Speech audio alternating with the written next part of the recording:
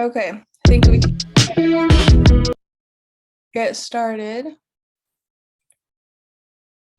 Welcome everybody, Hoth Dotatu, good morning. I'd Squitchiel. Welcome to the third annual, oh, sorry, my video is off. There you are, there I am. Welcome to the third annual North Sound Indigenous Youth and Young Leaders Conference. Today's Saturday, December 10th, 2022. My name is Michael Vendiola. I use she, her, hers pronouns. I carry two Indian names. The first is Koso from Walker River Paiute, and the second is Yaidawats from Sunamish. And I'm just really grateful and happy and excited to have you all here in the space and to share space with you. Thank you for taking time out of your Saturday to join in with us. And we have a number of great speakers lined up for you today. And yeah, we hope that this is going to be a fun day. We're going to, sorry, I'm getting ahead of myself. Let's go to the next slide.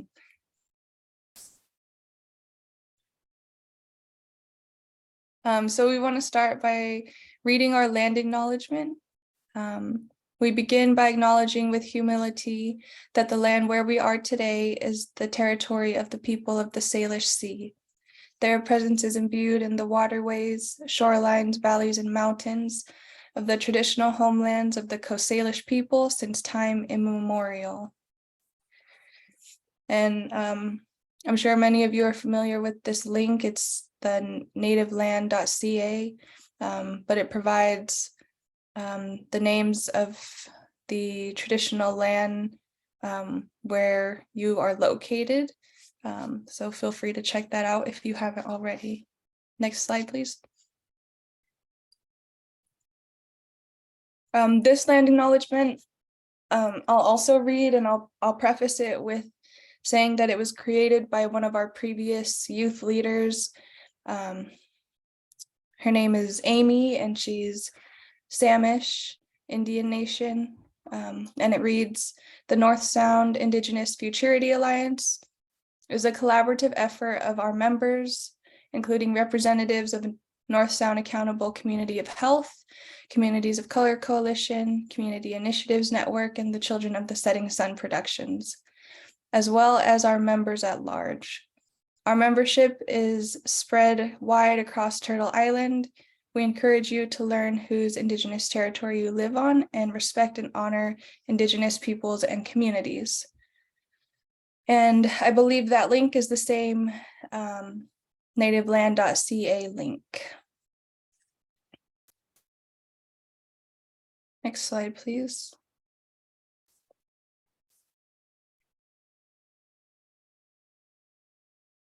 Okay, so if you can put, hold on, yeah. So what we're going to ask of you all, the participants, if you can put into the chat your answer to this question, what brings you joy?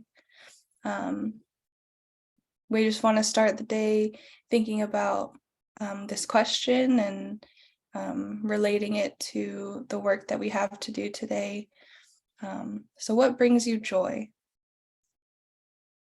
And I'll allow for a minute for folks to respond.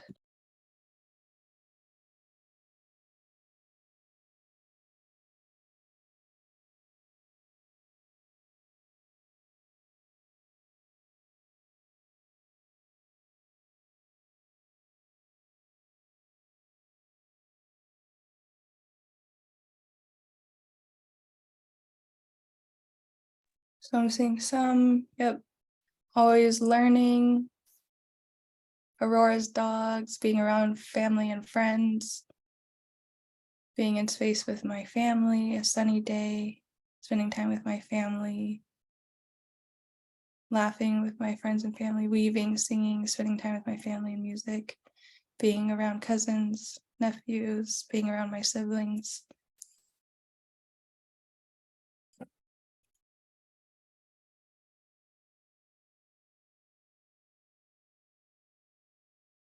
My response, what brings me joy.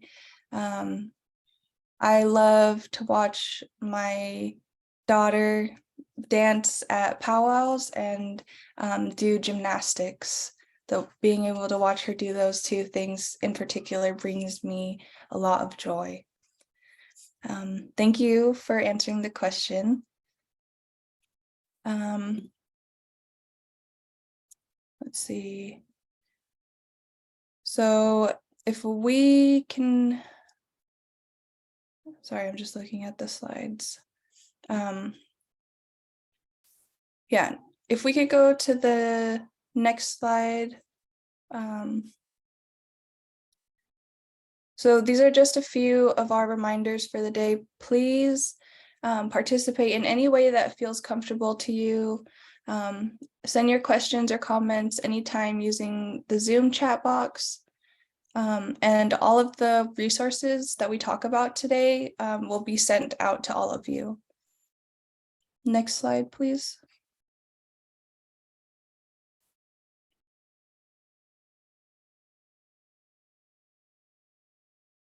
So the goals and objectives for today are to build community and connection, explore health and well-being, share stories, ideas, and experiences, and to connect with our past to inform our future, and of course, to have fun. And this piece of art was created by Gary Julius. He's a Lummi tribal member and was created for our Futurity Alliance, our North Sound Indigenous Futurity Alliance for any uses, and was part of our first conference. And his daughter, actually, Eliza Julius, was the founder of this conference. So always wanting to recognize and remember their input, and just really appreciate having these pieces of art and the structure that we've set in place for our conference. Can we stop sharing the slides and I'll just say about the agenda for today? Thank you. So, okay. So, oh, sorry, I'm out of order. Right now, we are going to hear from our first guest speaker, one of my mentors and people that I look up to, and she's been a huge supporter of our work at the North Sound Indigenous Futurity Alliance. And I want to introduce Liz Baxter.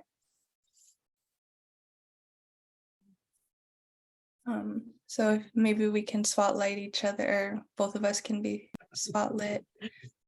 I wish we were in this. I wish we were in the same place. That would be Yeah. Thank you so much for including a spot for me, Michaela, and the planning team. I often think back to that moment in January of 2020 when Eliza came up to me and said, and for those who weren't there, we were having a partner convening of all the partners for the North Sound Accountable Community of Health. So there were about 200 people in a conference room. And she came up and she said, why aren't there more young people here? These topics are incredibly important. And there are young and emerging leaders who really should be engaged. And as is my tendency, I said, I think that's a really great idea. Will you help us make that happen? And that's really part of what led to the first gathering of Native young leaders. And I feel like partly I'm here not so much to welcome you, but to thank you for welcoming me. I've been in this North Sound region and in Whatcom County and here on the land of the Lummi and Nooksack people now for 6 years. And it has been incredible for me, the learning journey that I've been on and how generous people have been with what they have shared with me. And part of my reason for being here today is to continue to learn from the things that are important to you what you'd like to see looking forward, what some of the challenges are that you're facing, because all of those impact me and my work as well. So just appreciate the generosity of time, both in pulling this together and in getting to hear what happens for the next couple of hours. And Michaela, is it okay if I add like one more thing to what I put in the chat about like what brings me joy? Yeah, of course. Because I have like, I don't know, I have like 100 things every day that pop into mind. I love whenever I get to see Avi and all the things that Avi is doing. I love the fact that two people were talking about volleyball, because volleyball was like a huge part of my life. So you all brought me just a little tiny bit of joy talking about still playing volleyball. There's just like a lot of amazing memories that I have for the various teams I've been on.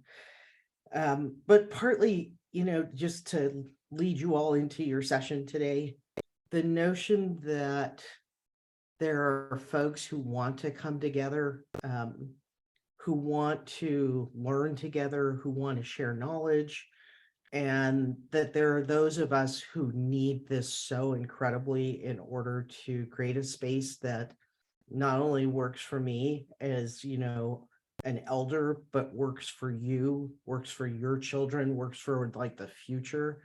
Like, I'm not going to have the creative imagination to create the world that should be here in 50 years and 100 years. I can't do it without you. And I want you all to leverage me and whatever entree or access that I might have. But this space is just really, really special. And I know that it's been a lot of work to try and pull this together, but amazing speakers. We've just learned a lot in the last couple of years. And I want to do my part to try and both create space and to elevate the voices that come together during, this gathering. So thanks for all the work to today. And, I'll turn it back to you, Michaela, but I just have a lot of gratitude. So it's pretty amazing. Thank you. Thank you, Liz. Yeah, thank you for your support and your time today, and for sharing those words with us. And yeah, I think you touched on this a little bit. But yeah, I'm curious your thoughts on why you see Native youth mental health as important in all of the work that we do at Northstown ACH, but like in this region specifically. Would you mind sharing any additional thoughts you have about that?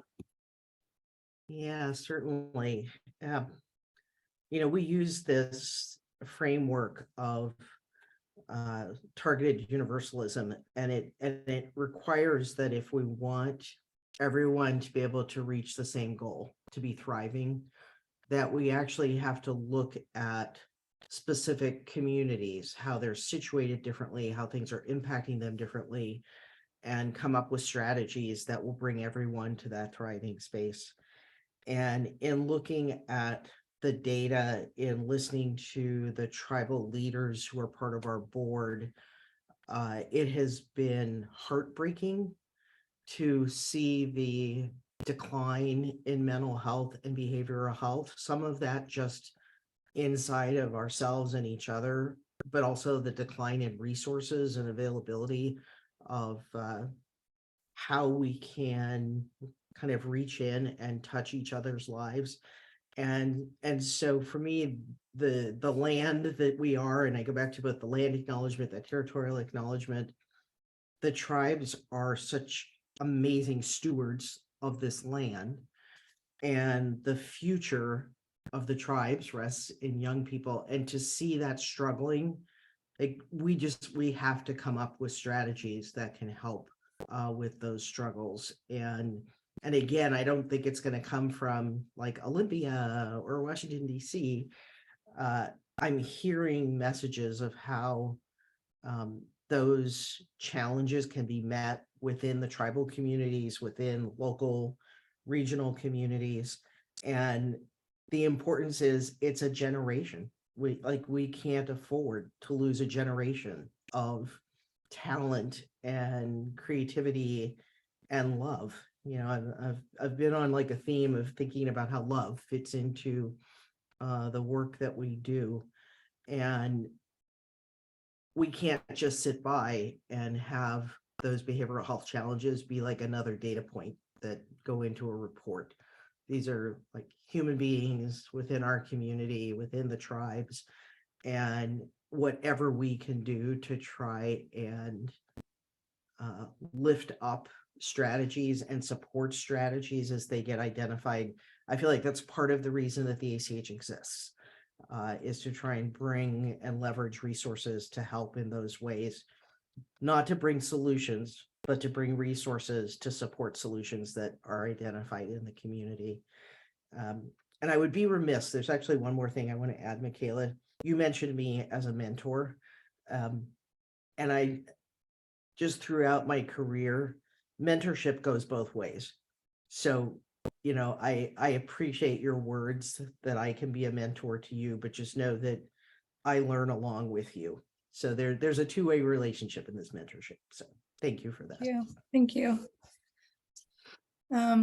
Thank you for helping us open the space in a good way today, and for your words, and for speaking on to why, well, two things: what brings you joy, and also your thoughts around like Native youth mental health, and the vision that you have, and share with us. And I really appreciate you taking time today. Thank you. Okay, so next we are going to transition, and I want to just take a moment to tell you the agenda for today, the plan for the day. So we're going to we'll hear from two keynote speakers, panelists, Rosalie Fish and Phoebe, tell me again how to say your last name. I'm so sorry. It's okay. Karaiti. Rosalie Fish and Phoebe Karaiti.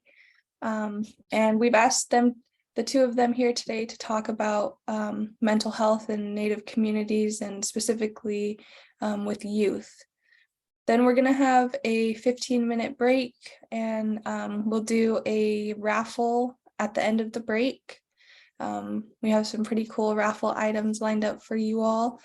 And then we're going to have a breakout session, and led by some Native and Indigenous and POC, who will have an opportunity to talk more about mental health in your communities and what you're seeing. And then we'll come back together as a big group and hear from our final speaker, our Native elder representative, at the end of our time together. And then we'll have our closing. Okay, so let's see. Sorry, I have to pause for just a moment. If we could take opportunity, we haven't introduced ourselves in amongst each other, and I think we have enough people and enough time to just put into the chat box your name, your pronouns, tribal affiliation, if you feel comfortable to do that, and or where you're calling in from today.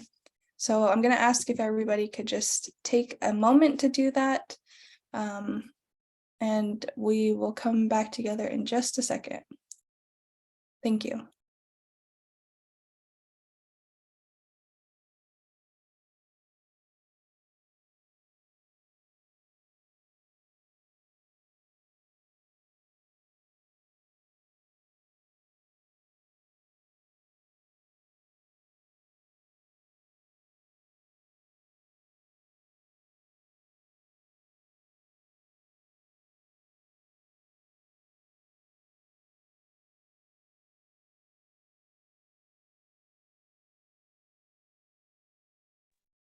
Thank you all. Had to grab my water.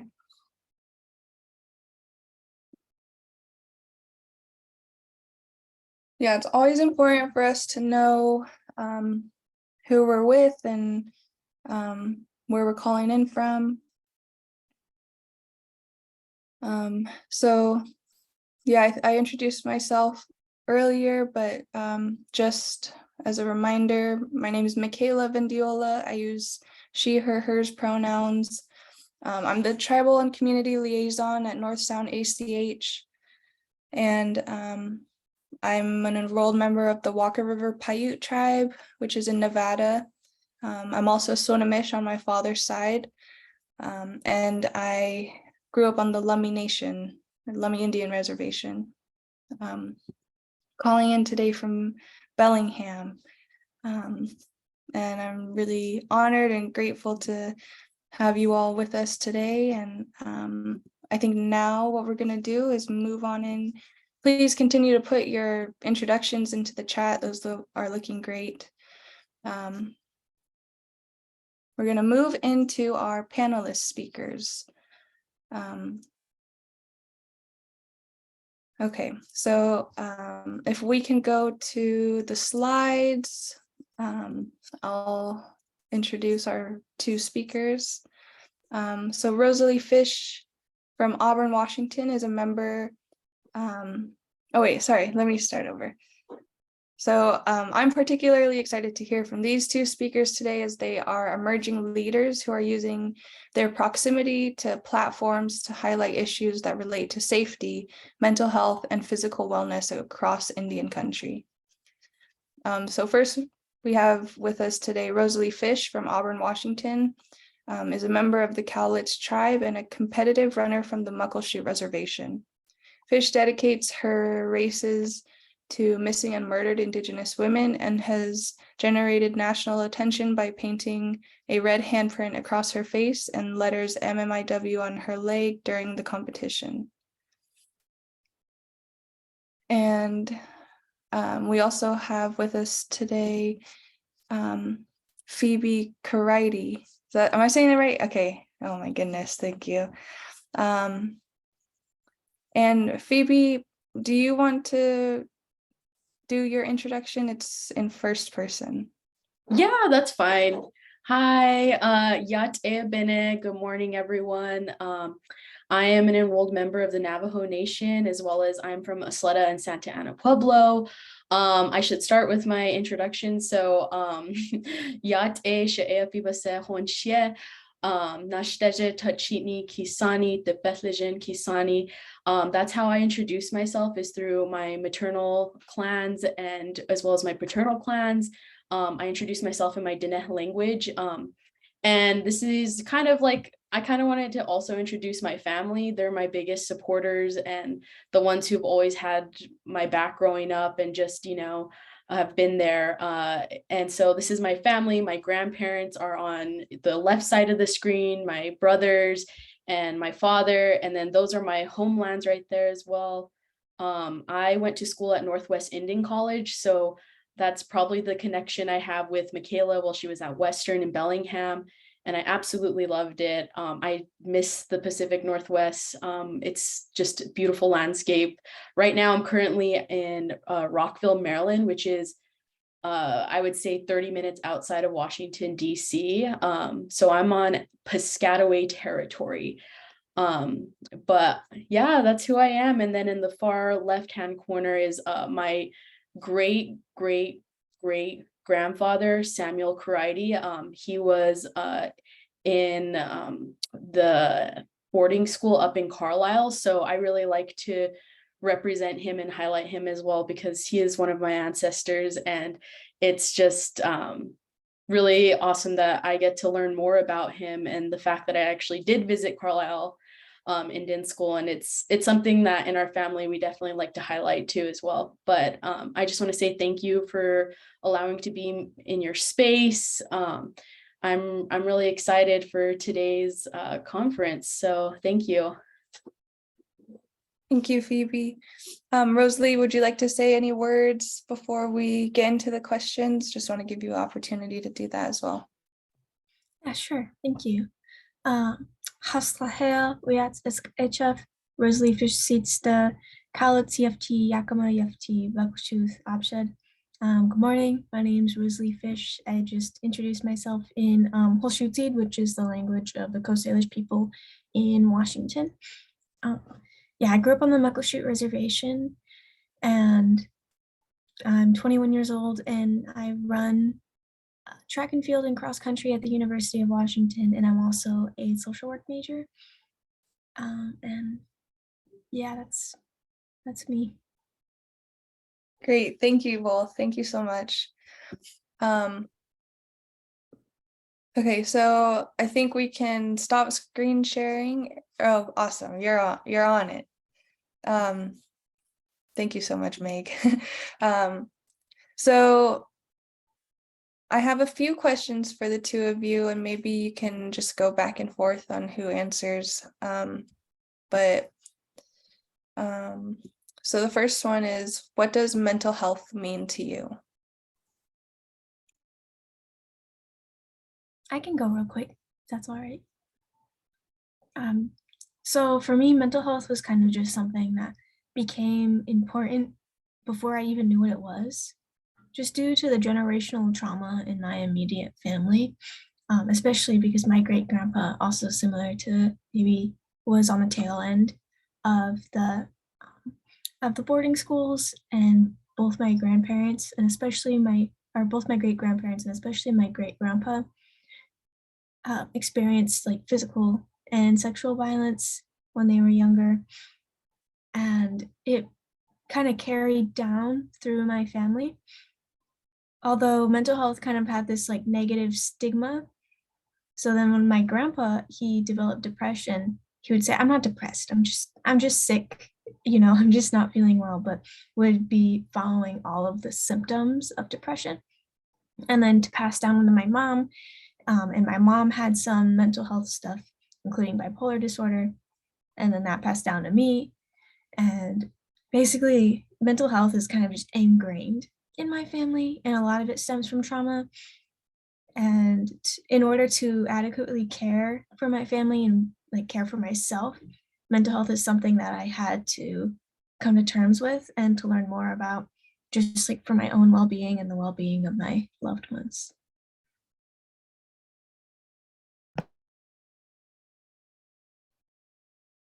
So I would say mental health for me is something that it kind of fits in this circular. So I guess when my mom and I talk about mental health, we really talk about like our physical health, our spiritual health, and our mental health, and how they interconnect with each other. And so in our Navajo language, Hojo means balance.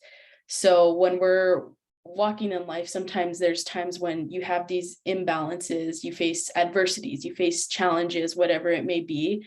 And so with that, I didn't really know what mental health was until I went to college, and I was the first one to move like out of state and be like up in Washington state. And it kind of actually challenged that portion. And it made me really see what mental health was, to be proactive about it, whether it's like taking care of my spiritual health, which meant going back home and getting ceremonies done, or physical health, working out every day, making sure that my health, my heart is taken care of, and making sure that it's stimulated. And I actually had to learn a lot on my own with what that was and identifying it. But growing up, I remember like, it's just our families, my parents really ensured that we were involved in sports or our education, and they ensured that we were always making sure we were taking care of ourselves in that matter. So with that, I think once I started being on my own, I had to really identify like, wow, I actually have to take care of this. I have to take care of my mental health, my spiritual health. But it's just making sure that I keep that balance in my life. Thank you both. And I just want to recognize that both of you have mentioned your family tie or connection to the boarding schools. That is significant. And yeah, I think just so you both know, you're in, I also have like familial ties to residential schools specifically the ones in Nevada, this Stewart Indian boarding school in Nevada, and then in Oregon too at Chemawa. So just wanted you both to know that you're in, like, we're sharing the same space together. So thank you for sharing that about your families and as part of your story. So the next question we have, is there a place or time when you feel your mental health and wellness is most strong?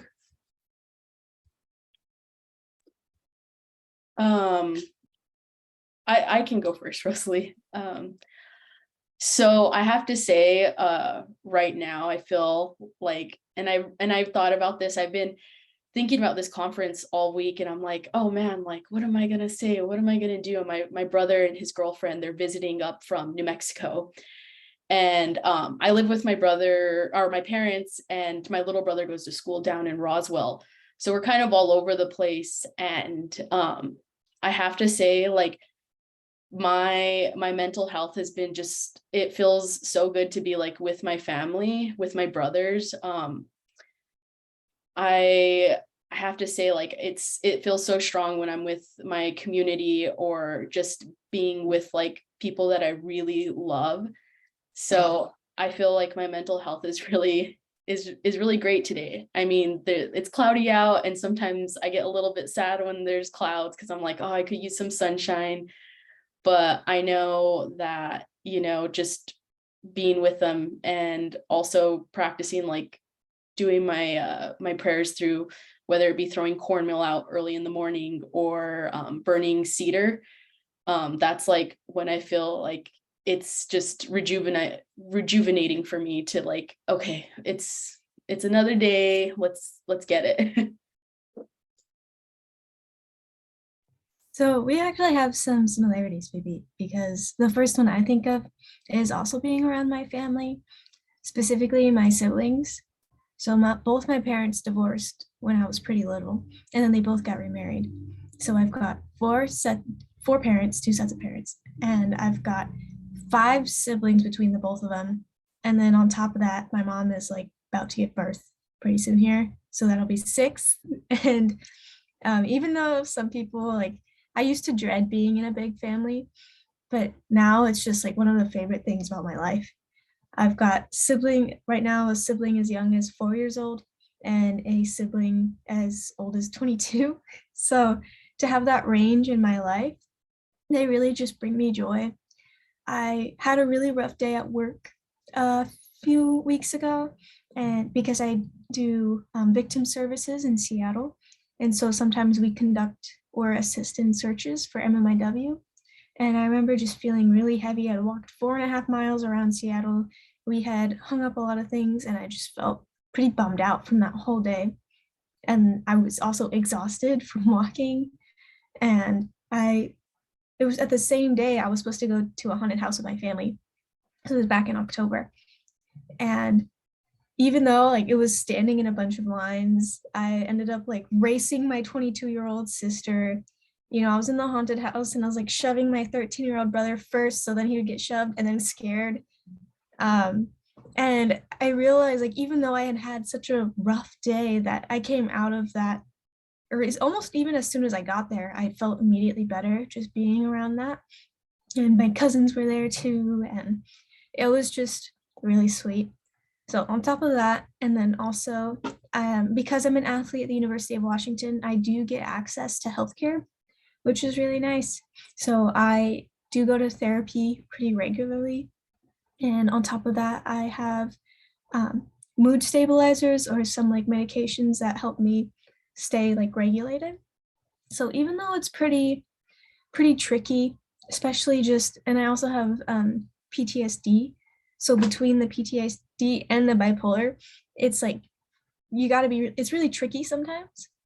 But I notice if I kind of stick to my family, stick to my healthcare, my medications, and stick to like planning and making a schedule, because that really helps also with like mood stabilization, even though it can be a lot because I have to intentionally work my day around my mental health sometimes. But things like my family make it a lot easier. And then also being able to do cultural stuff. Like if I'm in a really bad mood, I have like a list of what to do. And one of the first things on my list is to light sage, just to kind of like bring me back home a little bit. So I use a lot of the traditional medicines too, is what Phoebe was saying. Thank you. I guess you both kind of touched on this question already, but I'll ask it again. What are some ways you are or have taken care of yourself during college?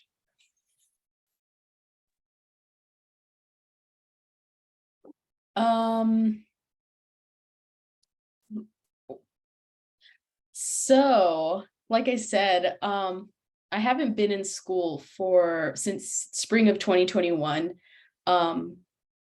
But right now I will be starting up school this January.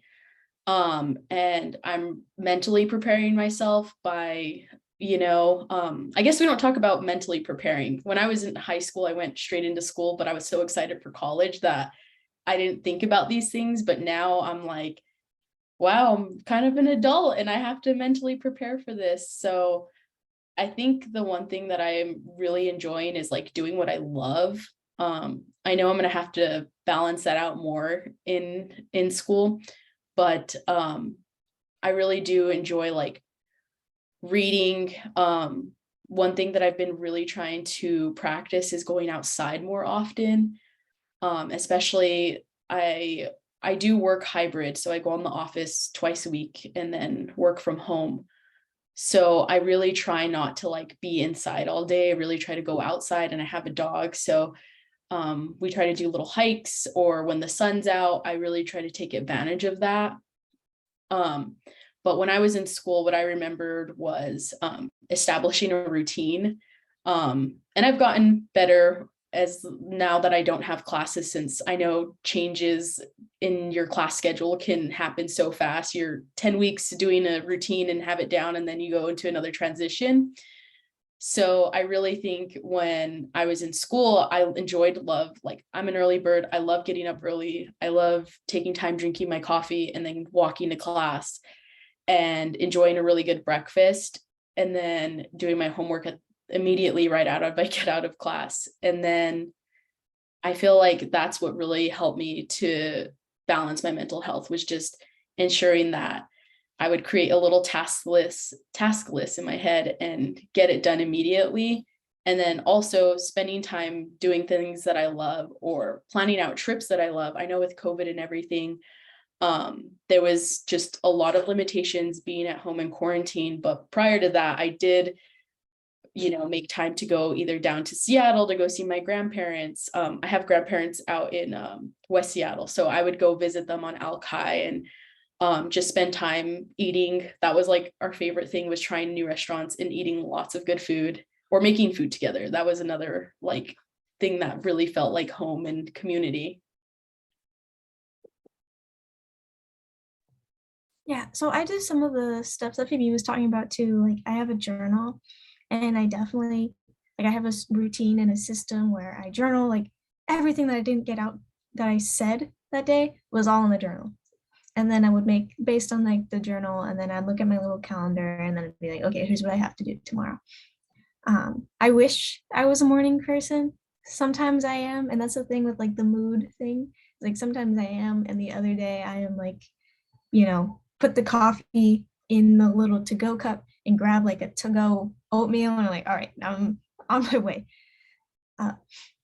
But for me, a big thing is like being in touch with my support systems.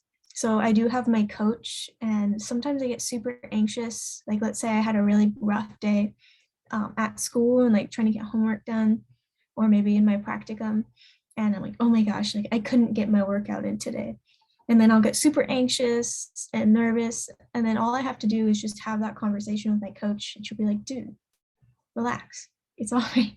She's literally said that to me before. And it's really comforting to be able to have those people in your support system and to be preventative. It's really hard once you get into that rough spot, and now you kind of have to like dig your way out. And at least for me, I would get into that rough spot and then I'd be embarrassed and then I try to fix it by myself and then it would get worse.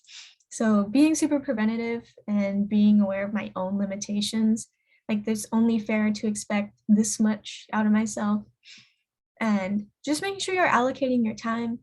I would have days where I'm like, oh, wonderful, I don't have anything planned for today. I will just hang out. And then I didn't look at the next day, which was just packed. And I'll be like, oh no, why didn't I get this done sooner? So I would say like what helps me is I have like a calendar on my phone where you can see the whole week. And then I have a journal. And I'm like, Tuesday looks great. Thursday doesn't. Maybe I should, reallocate some of that. So that's kind of some of my recommendations that I have. Awesome. Thank you. Okay, so my next question for you is, what are you seeing in your communities that speak to the state of Native youth mental health?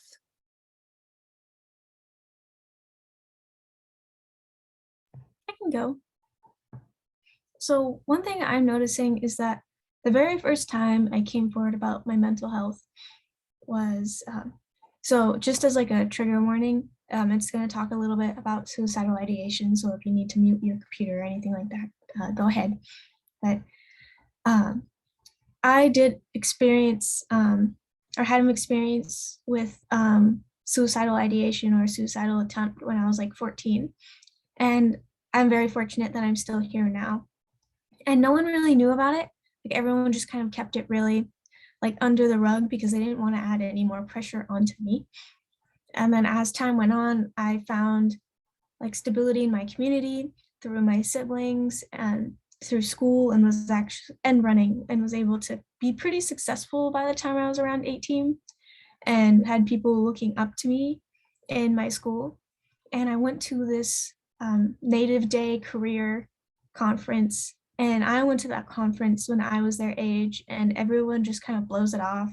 Like they're constantly looking for ways that they can kind of trick the system and thinking like they're in class, but they're not. And I know it's like really hard for these students to stay engaged just because it's a long day and it's not always like interesting stuff to them.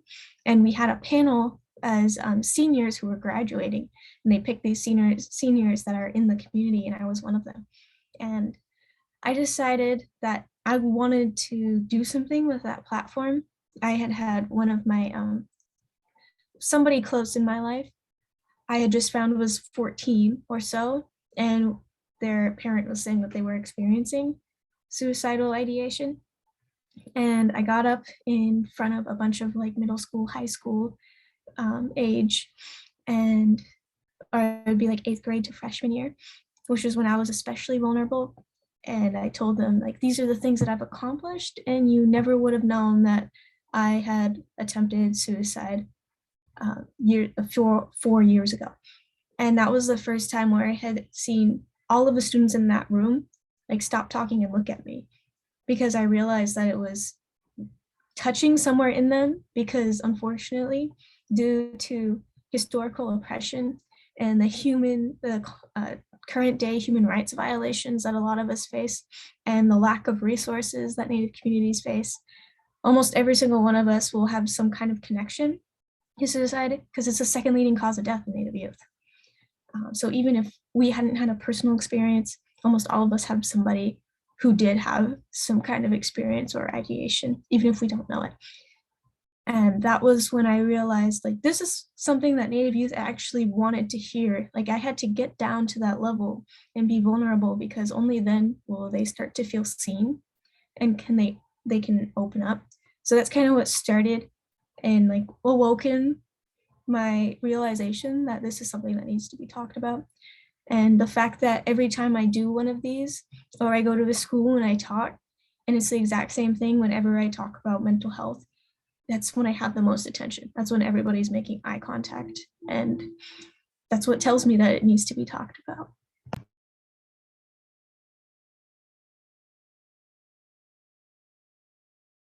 Could you repeat the question, Michaela? Yes, of course.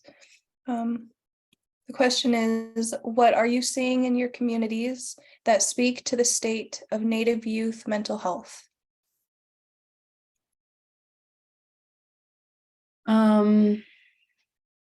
Sorry, it's always like a little rough subject to talk about.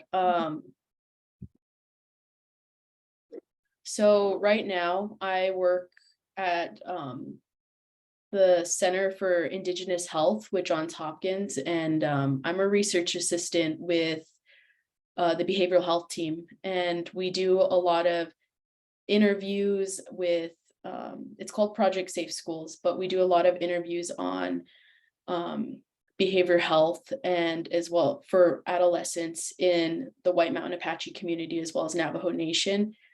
But we do see high rates of suicide ideation as well as depression, anxiety. And I have to say, sometimes I feel like it's something that needs to be addressed, the lack of community, the lack of resources, or getting in touch with that spiritual side. But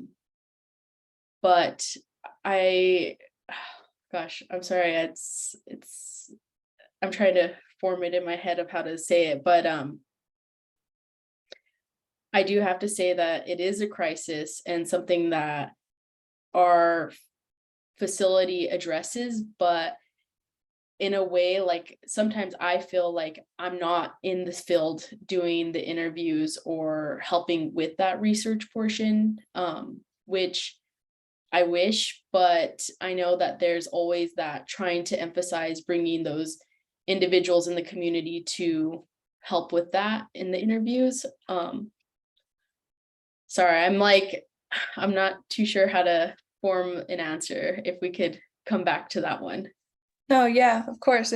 Thank you for sharing what you've shared so far.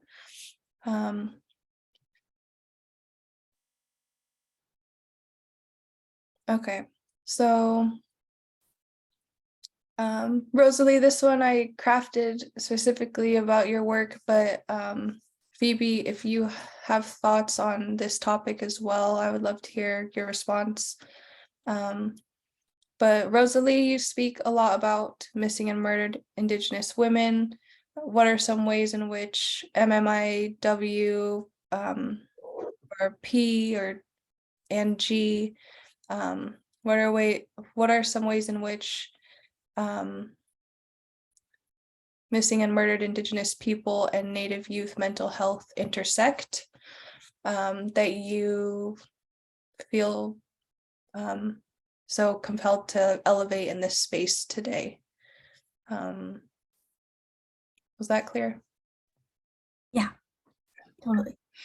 So there are a ton of connections, unfortunately, to missing and murdered Indigenous women, girls, and Two-Spirit that connect directly to Native mental health. First being that actually once a girl hits 12 years old, their chances or their vulnerability to experience violence doubles. And trauma in general, especially being victims of violence, has a super rough impact on Native mental health or anybody who experiences it. So one thing that kind of connects to that hopelessness is when we do experience that historical oppression.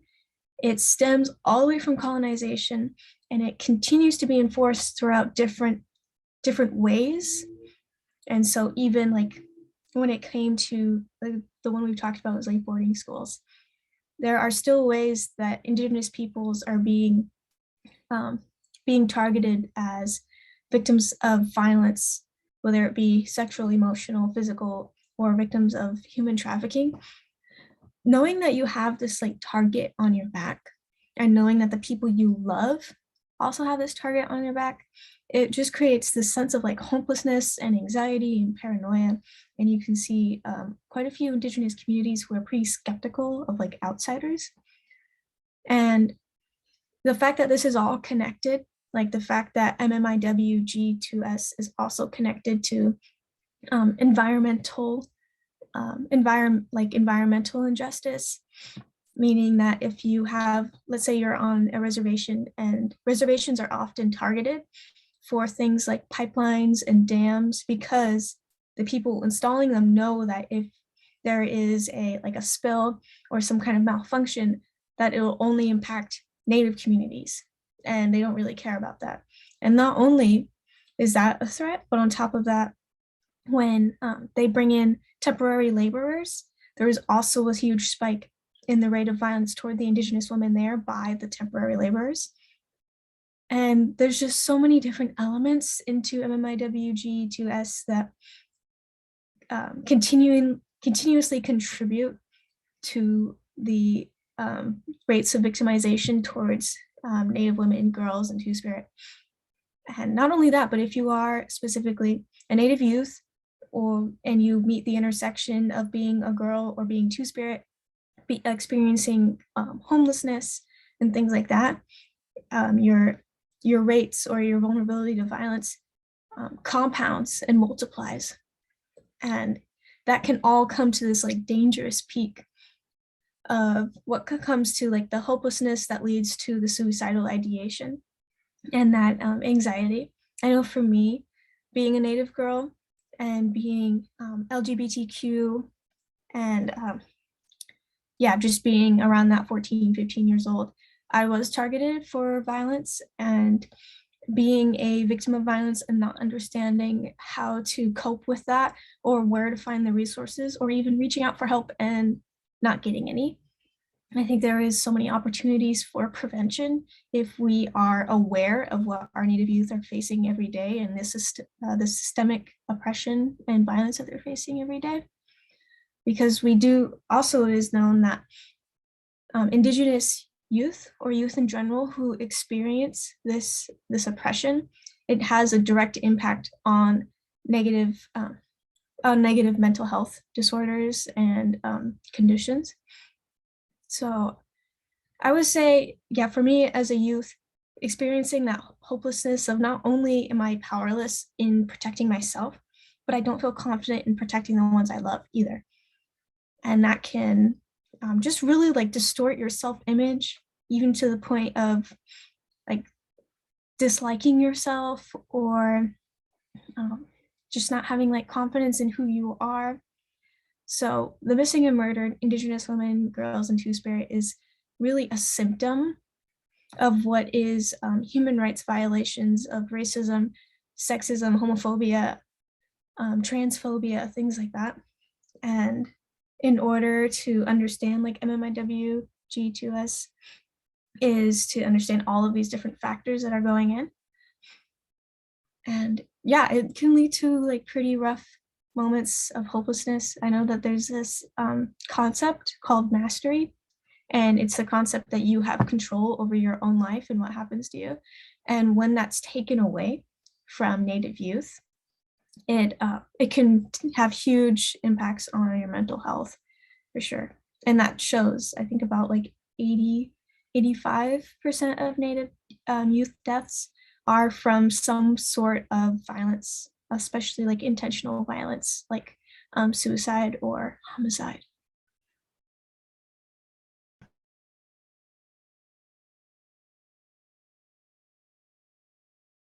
Wow, Rosalie, you said that very well. So I did want to kind of go back onto the previous question of talking about the state of the youth. And, I really think, and this is something that I experienced growing up, is just when we talk about mental health, it's I remember being young, and sometimes, we would talk to our elders and we would talk to someone that's trusted, and we would tell them, I don't feel good, or my mental health is not I'm not okay today. I really have to say that sometimes, because of historical trauma, just that, sometimes they don't really know. There's been just a lot of that systematic of oppression that we talk about. And, sometimes I was told by certain elders or family members and relatives that would be no, you just got to be strong. We don't talk about it. We don't shine that light on it. And I feel like within our generation, it's just, we're bringing that to light. We're bringing those traumas, we're fixing those bumps in the roads, those gaps, and we're readdressing them through our own ways of like, whether it be cultural means or, having to relearn that. And I think that's something so powerful that our generation's carrying, as well as Gen Z and the youth that are watching it right now.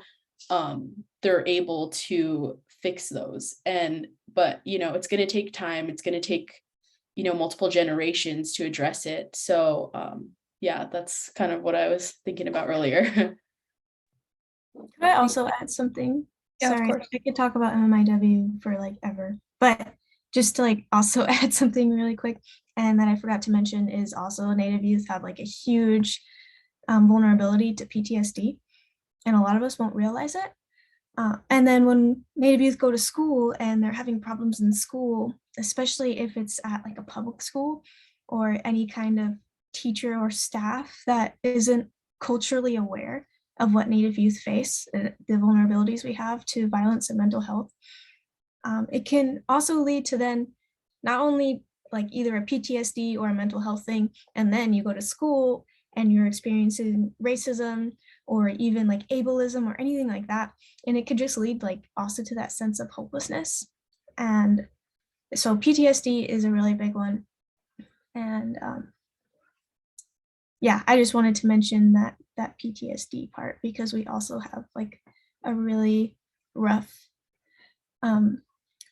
rate, and also the adverse childhood experiences, that losing like that loved one or losing like a sibling or a role model that contributes to that like adverse childhood experiences and then can lead to increased like rates of depression or substance abuse and things like that.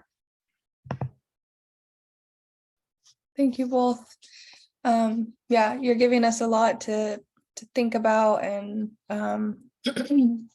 just love to hear your two like points of view, and just appreciate you answering these really complex and can be difficult questions.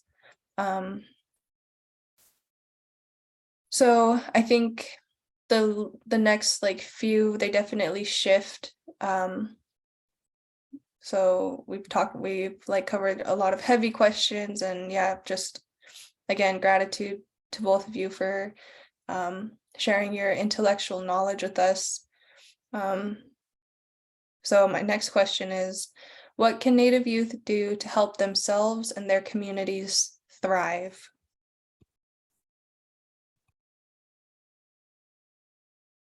I can go. That's all right.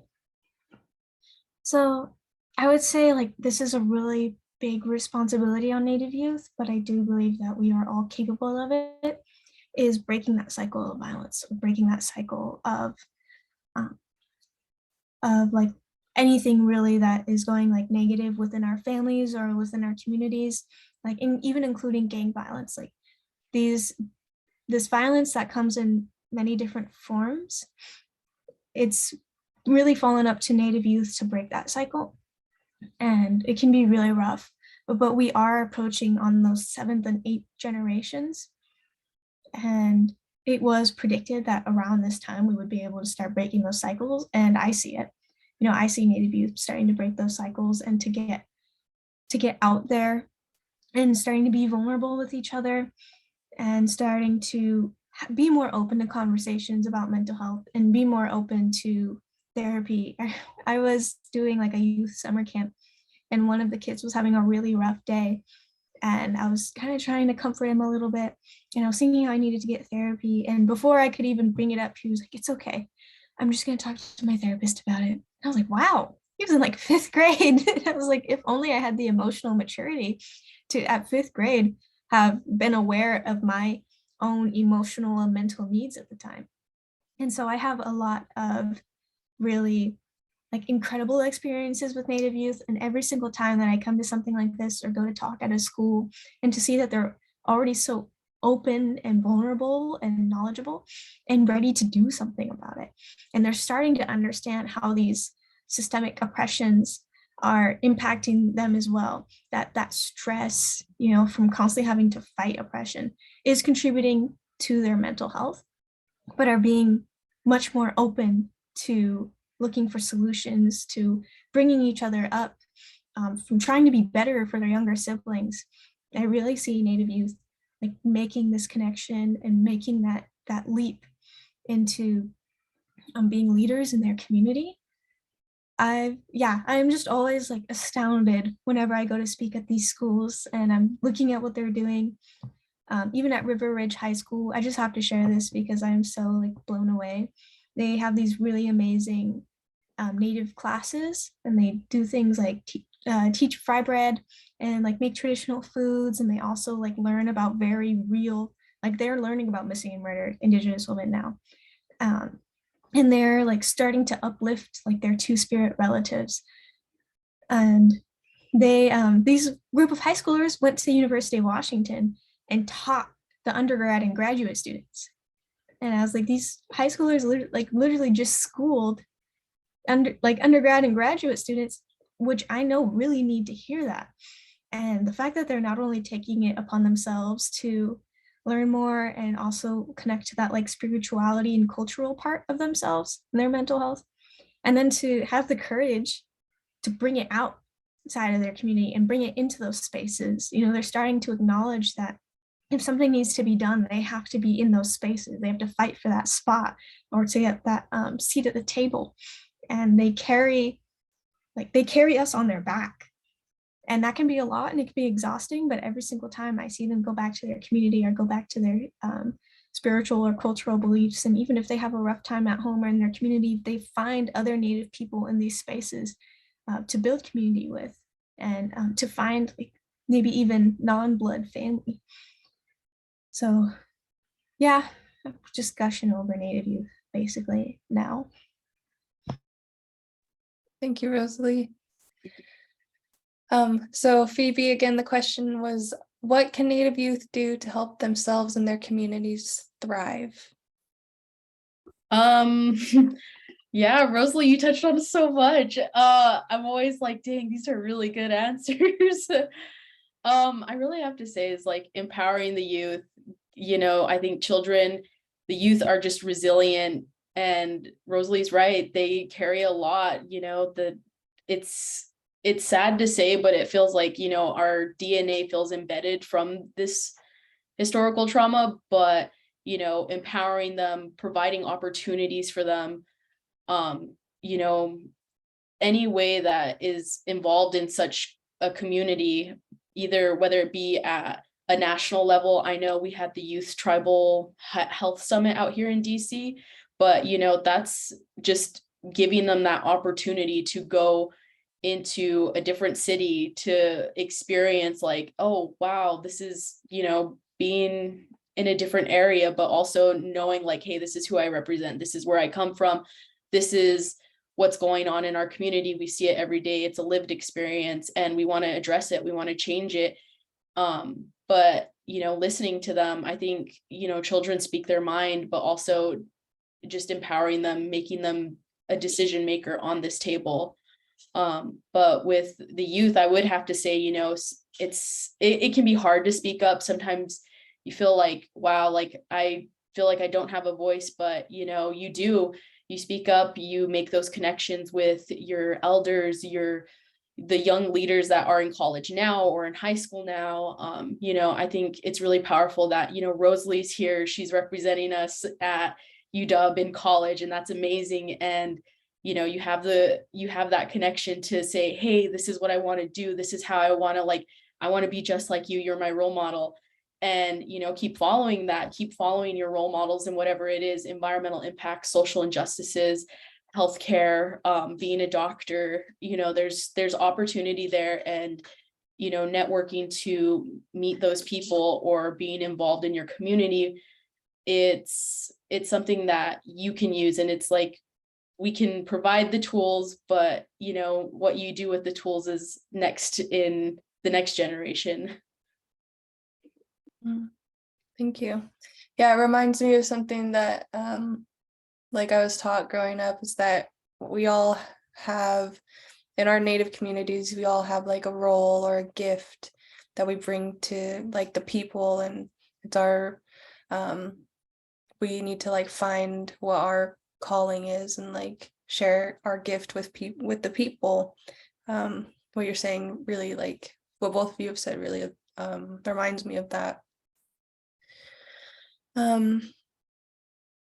Okay, so my next question is, why is it important to talk about the mental health of the communities that we serve?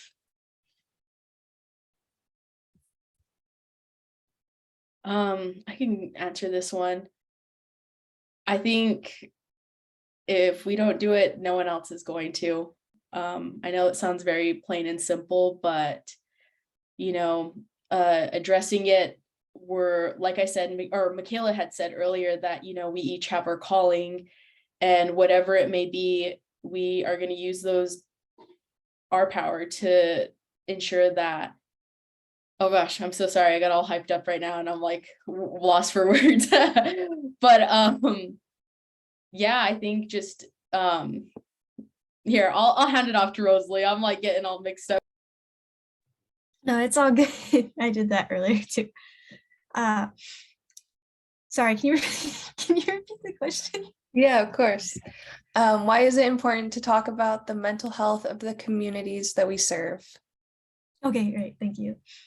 So I do believe that Native youth, like they can only work with what they have. And if the mental health of the community that they're in is really poor, sometimes that means that we can't offer that youth everything that they need to be successful. And we can, even though Native youth have found ways to work with what they've got in a way that still like makes them super successful, it makes it all that much harder for them. So in order to be a good support system as a community, we do have to care for ourselves. I see this used all the time, but it's true, is that that analogy that in order to help people, like when you're in an airplane and the aircraft, something's happening in the aircraft, you're told to put your own mask on first before helping others, which it's overused, but it's true. That like you need to be in a state of mind yourself to be contributing to the greater community. And one thing that I've always kind of had like a goal for myself is to try and be the person that I needed to see about 4 years, well, a long time ago now, I'm older now, but back when I was 14. And I think as community members, if we try to view ourselves as a collective, and that our success is not only leads to our health, but it contributes to the community success, to the generations to come, to their success, I think we're able to accomplish a lot more, and also to value ourselves more, because sometimes it can be hard to put ourselves first or to value ourselves. Sometimes, especially with Native people, like it's almost in the culture, like put everybody first. And like your wealth isn't measured by what you have, but how much you give away. And a lot of things are also like included in like sacrifice. A lot of culture, or a lot of our cultural practices, a lot of our traditions, it's like how much can you sacrifice out of the love of your people, which is all true, which is all very much true. But to kind of add that contemporary spin of like, well, okay, I also need to be like a functioning adult, and like or not even adult, a community member that is capable of giving without destroying yourself, you know? So that mental health in the community is a huge part, because we can be like a huge support system that will make or break how, like what Native youth are facing. Like, are they being backed by an entire community, or are they picking up the pieces of a community? And so I think that's like a big part of it. And also the fact that whatever an individual goes through, the community goes through as well. In missing and murdered Indigenous women and Two-Spirit, like let's say if one family in that community loses a loved one, the entire community grieves. We all find ways to cope, and we all impact each other and what we do and how we grieve and how we handle like rough situations and racism and all of the types of oppression. And yeah, we as a community, we determine what kind of support system, if we are at all.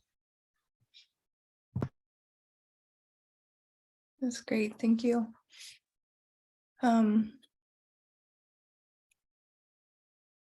So I have two more questions.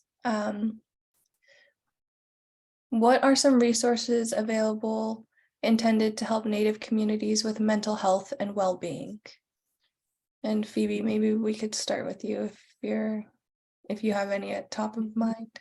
Yeah. So when I went to Northwest Indian College, we had the Center for Health. Yes, that was Center for Health. I think Dr. Bill Freeman, he used to work for IHS, but he actually is there, and I believe he's a director as well as an instructor for like A&P. But there's resources that they have, whether it's providing guidance or packets to get services at Lummi Nation, the clinic. I know when I went there, they were like, oh, here's a packet. These are the documents they'll need. It's a checklist. And it was from mental health services to, getting an x-ray in case you broke a bone, which I never used, thankfully. But I think having that, as well as I know there was times when, we needed a certain club at Enwick. It was really small. So there was always times when we would be like, all right, like we all collectively want to get together, but what exactly are we doing? And sometimes it would be like, let's make a photography club. Let's, have a movie night. Let's play board games in the cafeteria, especially for the dorm students. There was times when a lot of us missed that sense of like having a community or family. So I know a lot of the RAs would provide like, hey, just let us know what you need. And we would play Clue, or we would do scavenger hunts around the college, which was really fun. But yeah, I think, having that balance of like finding your hobbies and going into certain clubs that you want to fulfill and utilizing the gifts that you were given to, but ensuring that you have access to those resources. Because sometimes, in college, I would think like, I thought this was really funny, but I never knew, like growing up back in Isleta Pueblo, like I didn't know buying a gym membership was a thing until I moved away for school. And I'm like, that's so weird, like buying a membership for our health, which we never had to do that. So, now it's like, having those services and utilizing them too, like going to the gym just to take a walk or walking in your neighborhood. I know Lummi has a really beautiful walkway that I would always go running with, the Quina Mile, So that was like one thing that really got me involved in the community, is just being around everyone, introducing yourself, saying like,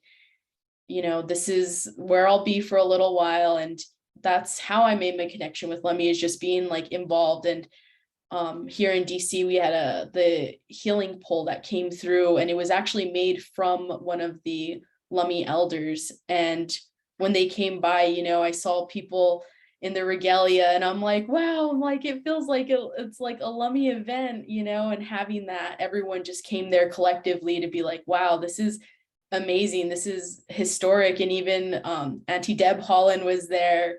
So it was really cool to have that and just, be part of it. And I wanted to provide a picture for you guys to check it out, because I'm like, oh man, I was like, this is so cool. But, being part of those events and utilizing the resources that are there. And sometimes if you don't know, it doesn't hurt to like ask someone in the community that may know, like whether it's behavioral health or, a college student or a role model or mentor that you look up to, but just asking them, being like, hey, my mental health, I kind of want to like start talking with someone. And, they'll be like, oh, well, we have these services, or there'll be packets, or, going to official like events that they'll bring out those departments or organizations and be like, hey, this is what we do, and this is how to utilize these resources.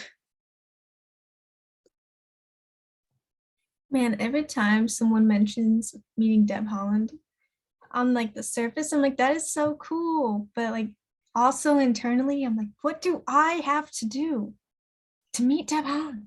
But anyways, that is really cool though. I would say like there's a few things as like native youth can do to get like more support for their mental health. And it can be really rough. Like we don't always have insurance, we don't always have like that financial access to healthcare or like medications. If I didn't have native healthcare, my medications cost literally like $1,000 to refill because I don't know, that's a whole nother problem. But so like this kind of stuff is like, unfortunately, it almost feels like a privilege to have access to healthcare. So I'm going to kind of start off with like a few things. The number one I would say is there are ways that we can develop healthy coping mechanisms. Not that it shouldn't be our responsibility to do this, but unfortunately, like sometimes we just have to work with what we have. And I would say leaning into the things that like make you feel empowered or that make you feel like you can express yourself. For me, it was running because anything that I had on my mind that day, especially growing up in a household that had violence in it, that I was able to kind of like almost escape for a little bit and go on a run and being able to just kind of be in my own space and get in my own head in a way that felt like healthy and felt like I could express what I was going through to myself. And it felt like a safe space. And I think if you're not into running, which is totally fine, I've had a lot of youth being like, I don't like running. And I'm like, don't worry, there's other things we can do too. So some people use like art or music. Even if you don't enjoy like doing art yourself or doing music yourself, like finding the other Native artists who are doing that stuff and who are speaking to you and getting through to you. I would say like also there's a bunch of kind of like traditional coping mechanisms to like journaling and like writing and kind of just like getting that stuff out of you. Going on walks is a big one sometimes. And like this also has to do with like PTSD, but doing those like soothing the five senses. So like let's say I'm going through a really rough time and one of the senses that I can soothe is like touch. So I'm gonna go and I'm gonna like go warm up some hand warmers or get something like really soft or anything like that that'll kind of soothe like that sense. And then if let's say you have sweetgrass or sage or cedar or lavender or anything like that, like smelling it can kind of help like ground you. And there's other senses too, like drinking tea or like having a little treat, stuff like that, that can kind of help. I know another thing people have done is they'll go outside just for a little bit and get super cold, then come back in. And it like also kind of helps ground you because you got like cold and warm. It helps with like that sense too. And yeah, just leaning into the things that make you feel empowered. And if you do live on a reservation or even are around other Native tribes, going to their behavioral health services. It's kind of this idea, like let's say you're in Puyallup and you're like, well, I'm Native, but I'm not Puyallup. So like I can't use their resources. But there's actually a decent amount of tribal programs that even if you aren't that specific tribe, that they can still help you. So it never hurts to reach out, just asking or maybe even asking around if you don't want to go yourself, asking someone to maybe like to call for you. So there are these resources out there. Unfortunately, they're not very well promoted, not to the fault of the Native communities, but the fact that we're never really given a platform to put that information out there. So just reaching out to, like I've personally gotten help from Puyallup, and it's just because I live in Pierce County. I'm not Puyallup at all. So there are actually a decent amount of those local services, those health services that can be available even if you're not that tribe. Can I add just one more thing? Yeah, So I was just thinking about it. I know We Are Native, the Portland Indian Health Board, I want to say. Am I getting that right? But they always have social media, anything that's interactive on social media. I know majority of like youth have cell phones and they're really good at technology. So, utilizing that and just like following people that you really like to see, like being creative, whether it's playing music, beading. I know Rosalie, you talked about like traditional crafts, and I'm like, oh wow, I was like, I haven't beaded in a while, but I know one of the items that I learned living on Lummi, I actually learned to bead from my roommate. So I felt like that was something that taught me a lot, especially about patience, which it's interesting now. So I'm like, wow. but yeah, utilizing like any social media platform, follow your favorite people that you look up to. And, there's always resources or even opportunities for things that you want to do in higher education that are there. Thank you. Yeah, totally agree with like getting help from the tribe that you're closest in proximity to. Like I'm not enrolled at Lummi, but I grew up there and I've been able to get like mental health or behavioral health services since high school. I'm enrolled at Paiute, so yeah, that's like absolutely a thing. You don't have to be like enrolled in a tribe just to get their services. In fact, I believe it is like a requirement that, well, guess I can't like say a requirement because of like sovereignty and whatnot, but most tribes do have an accommodation where if you're an enrolled federally recognized in a federally recognized tribe, that they will serve you for any medical need if you live within the tribal jurisdiction, that is. Okay, last question, and then I want to open it up to the folks here on the call and get some of their participation. But what would you like to see in Native communities across Indian country relating to mental health and wellness? I would like to see it normalized. We are like the progress that this generation has made is incredible. Like the fact that it is becoming like something almost common to start touching on, that things are starting to be preventative.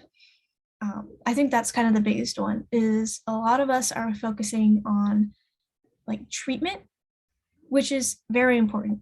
But I think if we can also go that extra step to go to prevention, I think we can prevent a lot of issues. But to understand like mental health is in some of us, yes, like are born with it. Like, yeah, bipolar is a gene that I got, that was gonna happen no matter what.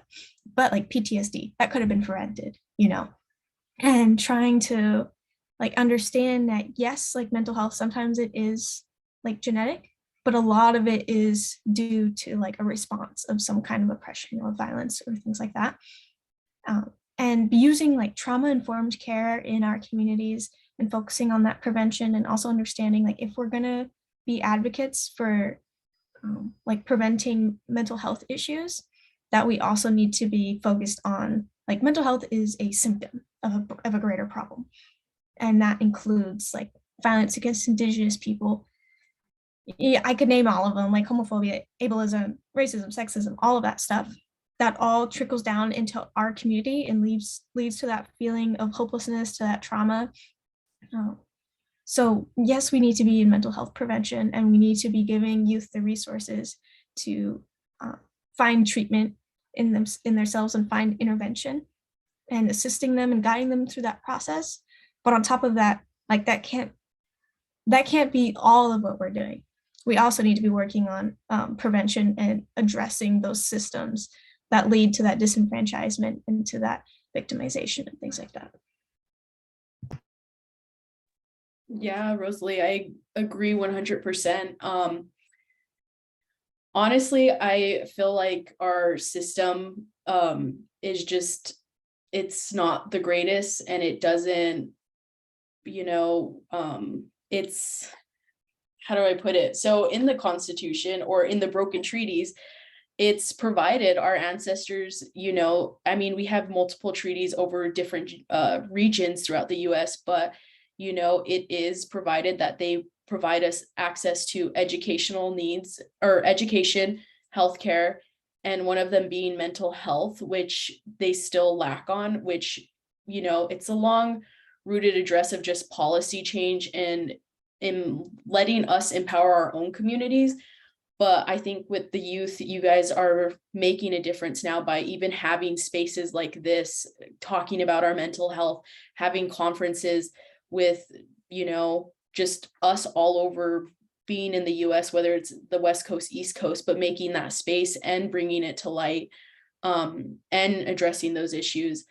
But I really think that, it's not going to happen by tomorrow. Change isn't going to happen, but, we're working on it. It's going to take, a couple generations, but I think so far we're doing a great job by just addressing it. And I really think that it's going to take some time. There's going to be a lot of changes, transitions, new policy change, but I have to say that the youth, you guys are the ones that are learning. You're changing the narrative and you're bringing light to different aspects, social injustices, addressing that historical oppression.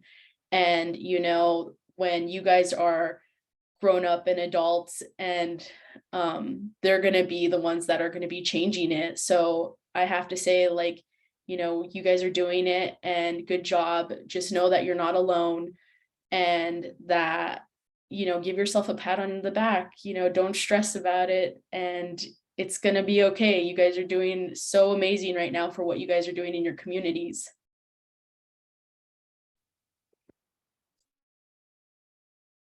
Thank you, Phoebe and Rosalie. That was great discussion, and just, yeah, I'm so glad that we are recording today, and that yeah, I definitely am excited to re-watch what you've shared today, and just amazing words. And right now I want to open the space for anybody who might have questions that they've thought of. That's awesome, Keisha. Thank you for sharing. Right now we are going to move into a 15-minute break, and we'll just be playing some background music, but please come back at the 11:55 or 11:57 hour or minute, sorry.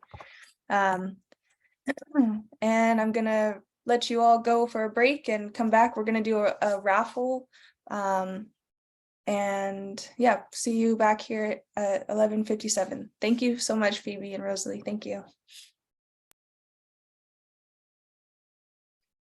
So for our next section, I'm going to pass it over to my new friend, and yeah, I'm just great to have worked with you, Annika, and thankful for your input and the planning. And I'm going to pass it over to Annika for our next section and the breakout sessions. Thank you. Thank you so much. I wanted to thank all of you for inviting me to join you guys in this conference. It was so wonderful hearing from both of those speakers, and so many things resonated with me. And then there were so many things that I was also like, wow, I never thought about that. And that is such a beautiful thought process to have. So yeah, it's been a wonderful learning opportunity for me. I just wanted to introduce a little bit about our program. So if you guys don't mind, could you enable share screen, please?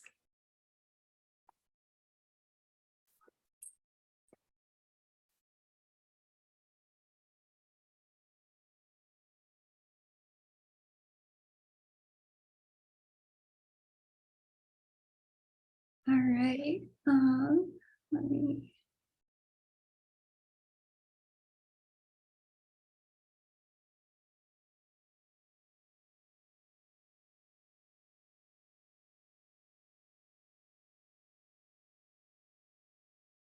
Okay, can everyone see that? Yes. Perfect. Okay, so my name's Annika, like Michaela mentioned. I'm with Mental Health Matters of Washington, and this is our team. I wanted to take a moment to acknowledge everyone else who has been a huge player in creating this program.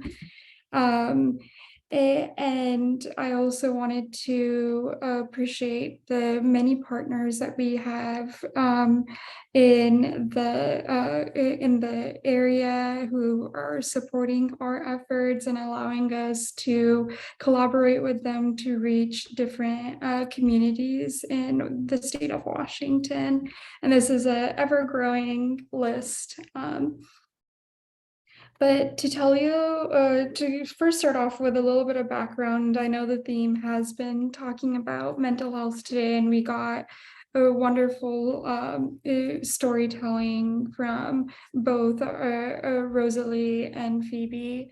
But just to put things into a greater perspective, these are some really important facts that I wanted to share. And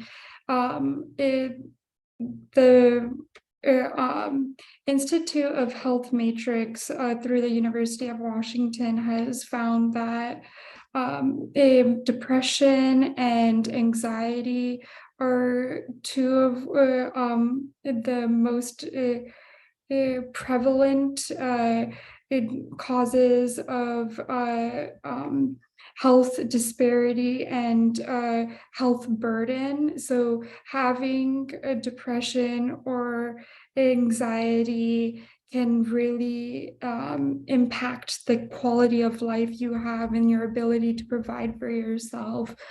And another one of these facts that I think stands out so much is that nearly 50% of people in their life will experience some form of being mentally unwell. And that just astonishes me every time I hear that statistic, as well as the fact that suicide is the second leading cause of death. And that includes children as young as 10 years old. So there's a very clear need that we need to address. And that is something that we're aiming to do with our program, to look in a little bit deeper at the state of Washington. There was a survey that was conducted, and it found that children as early as grade 8 were experiencing feelings of sadness and hopelessness. And the second part of that same study helped illustrate what ramifications that had, and if they've considered suicide, they had suicidal ideations, they've thought about what they would do, or they've even attempted or completed suicide. And I think that this was again just so eye-opening to me, because as someone who still falls into the category of youth, I think it's a good reminder that yes, I've struggled, and I thought, oh, this isn't it's just something with me, but it's actually something that a lot of youth are having trouble with. Was a good comforting in a way to know that I wasn't alone, but it also made me think about, wow, I'm so fortunate to have been able to find people who can help me and support me. What can I do to be that for someone else? And then this is a really cool graphic that I wanted to mention, and became the foundation of our program. So the whole concept is thinking upstream. So what does that really mean? And here you can see that there's these people that are on a cliff and one person's falling off. And when someone gets injured, we have this, an ambulance, we have care that we can provide, it's treatment. But what can we do to move into prevention so we don't have to get to this stage of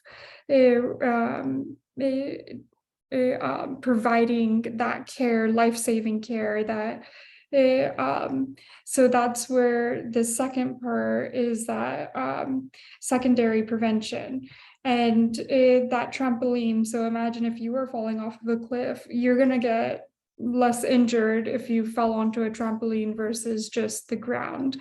And it reduces the severity.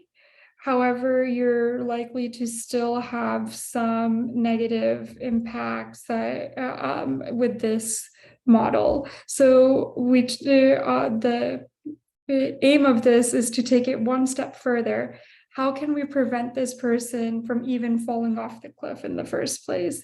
So what can we do to support people's mental health and make sure that they're supported and they feel that they're in a space that they can express their needs and their thoughts. So building upon that, it's like, okay, we just need to increase access, but increasing access is not a simple thing, and for many reasons. So there's so much stigma surrounding mental health, but there's also a shortage in mental health professionals that create this massive barrier in really executing that upstream thinking. And that is kind of where we started our, the directors of our program, their wheels started turning, and they began looking at what can we do that could maybe be like tie things over until we can get more people educated in that field and able to support those needs.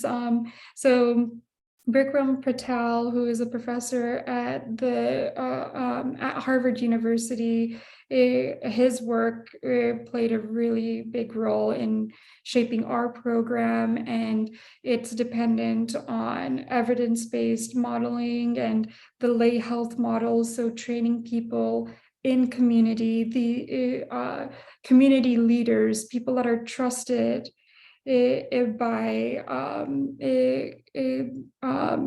the people in the area to learn at least the basics of what mental health is and what are the telltale signs of someone in a mental health crisis, and being aware of the resources and services that are available and applicable to direct that individual to. So this is a video that we have. I won't show it right now, but I encourage you guys and welcome you to visit our website to check it out. It gives a quick overview. Oh, sorry. So I also wanted to take a second to mention that we have an upcoming training that we'll be offering in January. So this is what we created, and it's a 5-week curriculum with an online component as well as weekly live sessions to discuss important and prevalent issues in mental health. And all of these live sessions are supported by a licensed mental health practitioner. So if this is something that any of you guys are interested in, please feel free to reach out to me. And the goal of that training, as well as the overall work that we are trying to do, is to reduce stigma regarding mental health and increase people's understanding, especially among the BIPOC communities. And with that, it is our approaches that we're using is ensuring that our material that we're presenting is culturally tailored, that it is relevant and sensitive to cultural beliefs and social practices, and also just encouraging community, invoking empathy, and reminding everyone that you don't have to be a doctor or a trained professional to support someone. Yes, you can't diagnose them or provide them medication, but sometimes all someone needs is a little support, a little bit of direction, and a little bit of compassion. And I just wanted to share a few of the past events that we've had. We recently also, last month, had one on the impacts of social media on youth mental health. So, and we're always open to suggestions. We want to offer things that interest you as community members. So if there is something, a topic that you really want to learn about or discuss, please again reach out to us. And these are a few things that we're really working on expanding in our upcoming year. We want to, since our focus is particularly providing and supporting the mental health needs of the BIPOC communities, we also want to ensure that we are connecting with people in this area who are providers, but that also identify, and that you people seeking mental health services feel related, that they can relate to the person that is helping them. And again, this is another thing that if you're interested, please feel free to check out and learn a little bit more about our program. And here's our contact information. You can also reach out to me directly about this program. And if you're interested in learning a little bit more about, if you're hoping to pursue medicine or research, I'm also happy to connect with you or guide you with that as well. And then finally, just to introduce the last step that we'll be doing in this conference is our youth initiatives. So I am really excited that we'll be able to discuss with you guys a little bit more and learn what your guys' perspectives are about mental health, because one thing that we've learned and is something that is really important to mental health matters is that we don't just tell people like, oh, this is what we think is good for you and this is what we think you need, but to go to the people that we are trying to reach and get their opinions and get their input to guide us. So that is something that we're hoping that through our youth circle, we can discuss a few broad mental questions related to mental health, to begin understanding what you value and think is missing in mental health support in the area, and how your needs may differ from other youth that identify differently. Also, we have an advisory committee with youth leaders. So if that is, again, something that you're interested in, please feel free to reach out.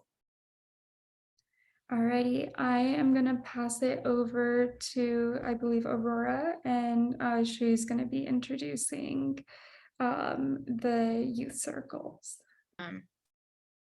With great leaders and great youth stepping up to the plate, I think we can truly work towards breaking down those stigmas one generation at a time.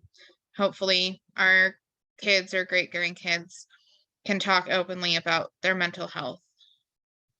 So I really want to thank you guys for being so open and having these conversations with us.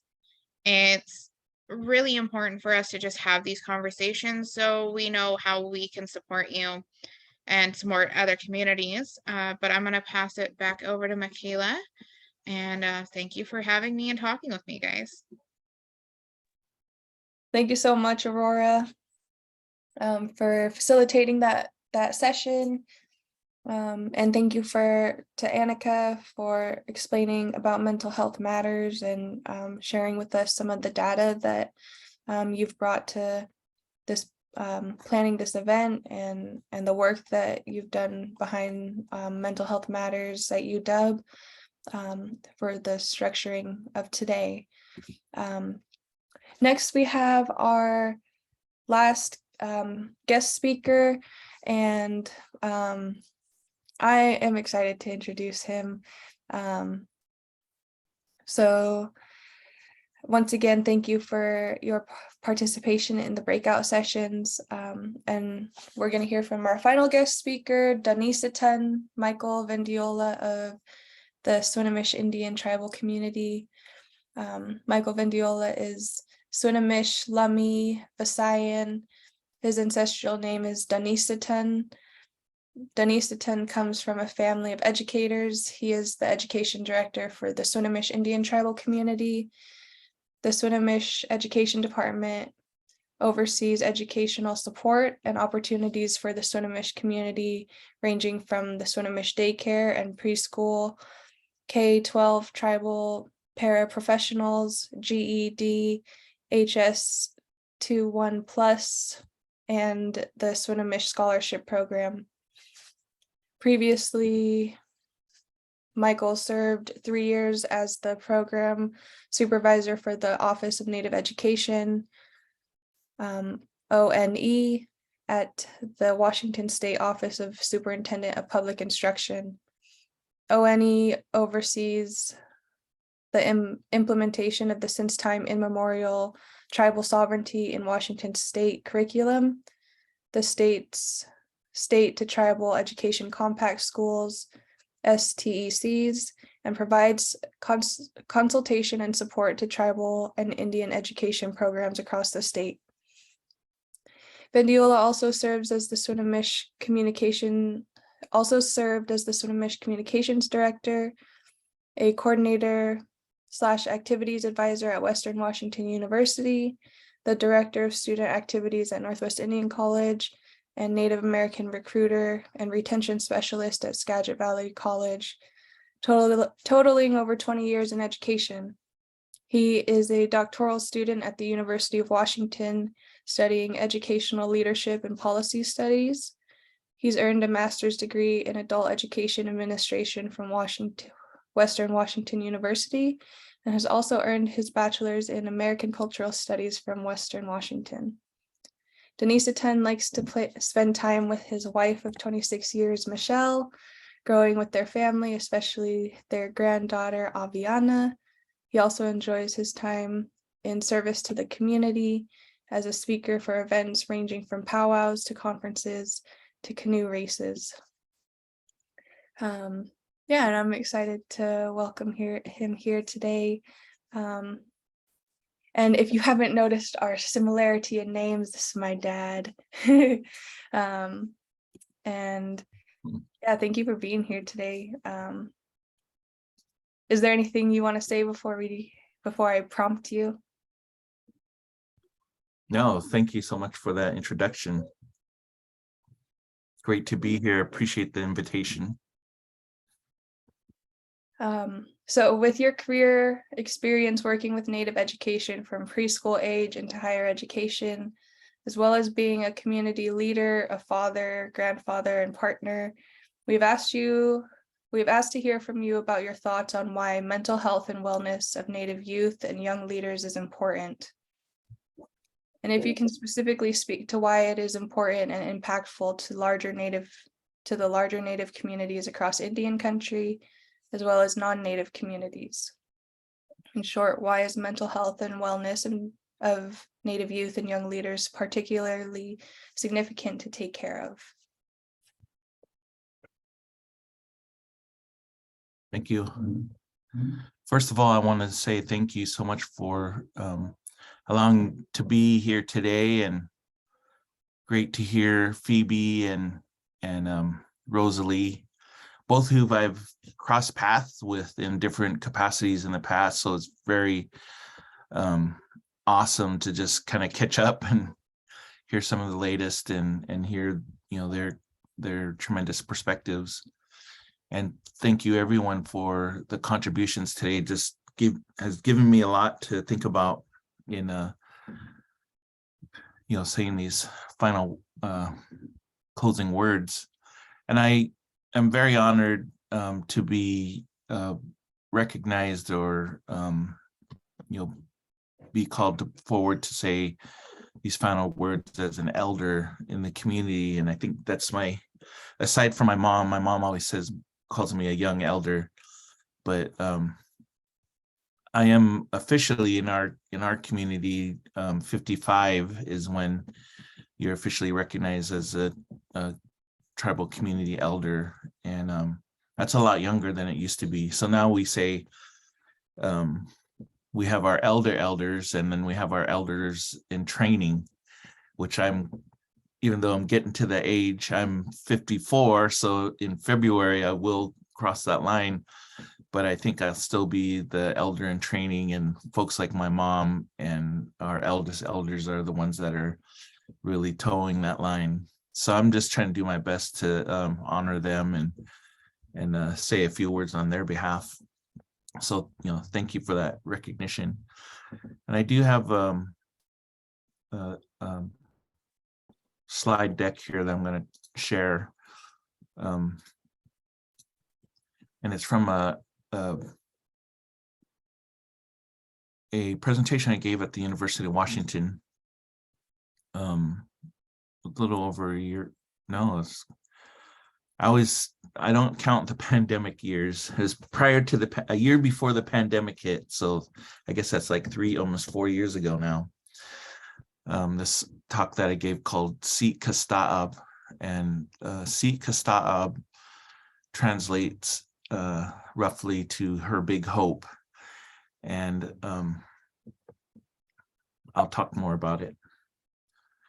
And I'm going to start off with a blessing. And when we're talking about mental health, and I'm just going to be calling forward some of the things that I use for my own personal mental health. And one of them is prayers. You know, being able to pray is something that's important in my circle and in our community, to be able to pray. And it's not prayers just for yourself, but prayers for the community and you know, the well-being of our community. And then the other thing is bringing this forward is the language, and being able to share in our language also gives me a sense of mental health whenever I'm around folks who speak our native tongue. It really gives me hope that we have some of what really is the foundation of our culture and identity that gives us what we call mental health and wellness. So I'll share this in Lushootseed. It's Northern Lushootseed dialect. Uhachak shaksiab utigwit si tol du alti slachel o tigwit si tol du alti sus askul chos o willi quit si chos Wahali tu choch ti lok chos Wahali tu choch ti but bed badat chos Wahali tu chos ti ils asquos lak choch o is assista. And we never have a clear translation, but a general translation is Creator. We thank you for this day. We thank you for allowing us to be together. We ask that you bless our elders, bless our children, and bless those in need. It is good this way. So I wanted to start just by sharing that and just offering prayers of this gathering. And I'm going to try to switch over my slide deck so that I can look at the notes that I have while you all see the what's on the slide. So let me see if this will work. You all see, let's see. No, I don't know if it'll work. You guys see, you don't see what I was trying to share my slide, but I guess I'll just do the regular slides and make do with my without my notes.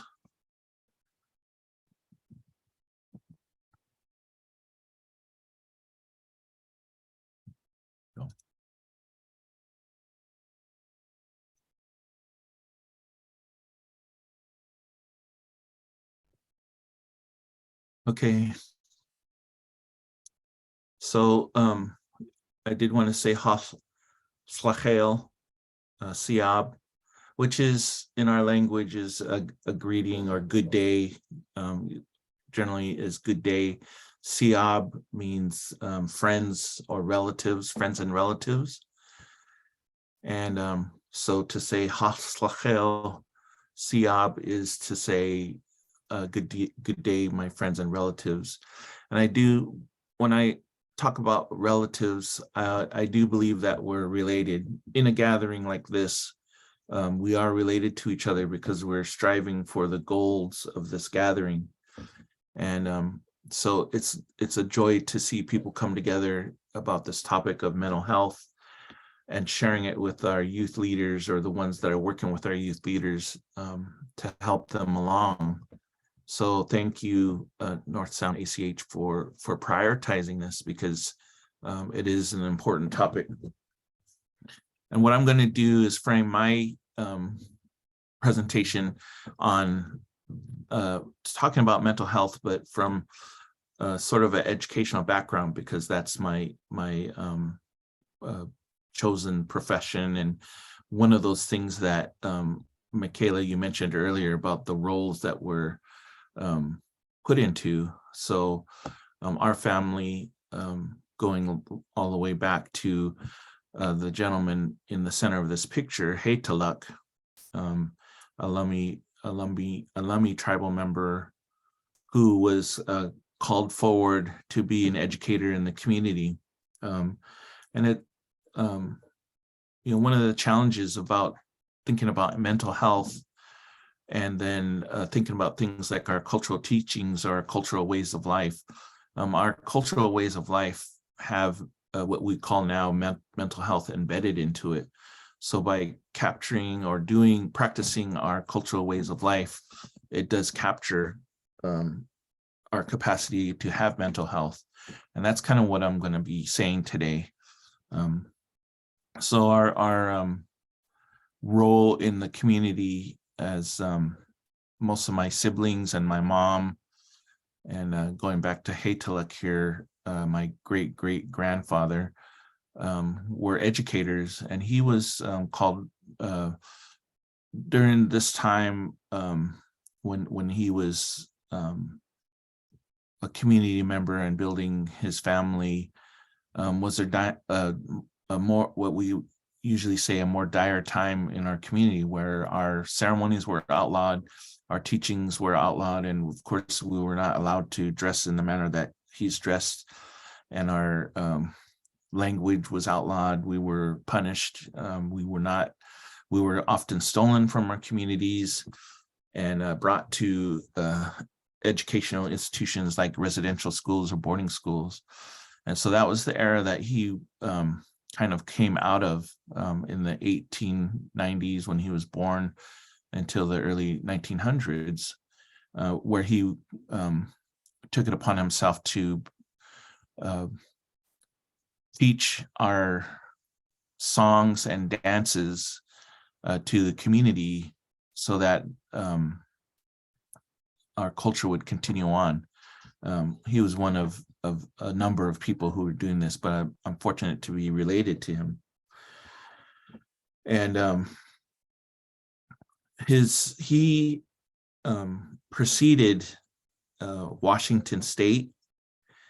So he was born before 1890, And of course, he preceded anything that we know as a school, what we consider a school.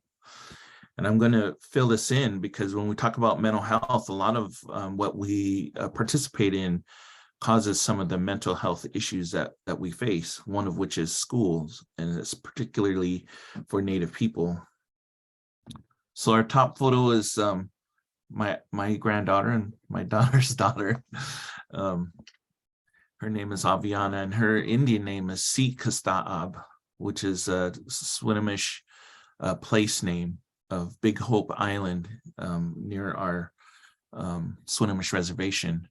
And so in 2018, or excuse me, 2018, yeah, 18, when she was not even 1 yet, she was given this name of Sikasta'ab, which is her big hope. And this will forever tie her to the place, her place of what we call home, our ancestral teachings, the language and culture. And it will tie her to Haytaluk. Now, Haytaluk was a Lummi person whose son married into Swinomish, and that's how I'm related to him. Aviana or Sikasta'ab will likely go to public school, and so she hasn't started school yet, and so we're facing what will she be facing in public education. And you know, when we look at statistics and graduation rates and things like that, it often turns bleak because our Native children don't find as much success in high school or middle school or elementary.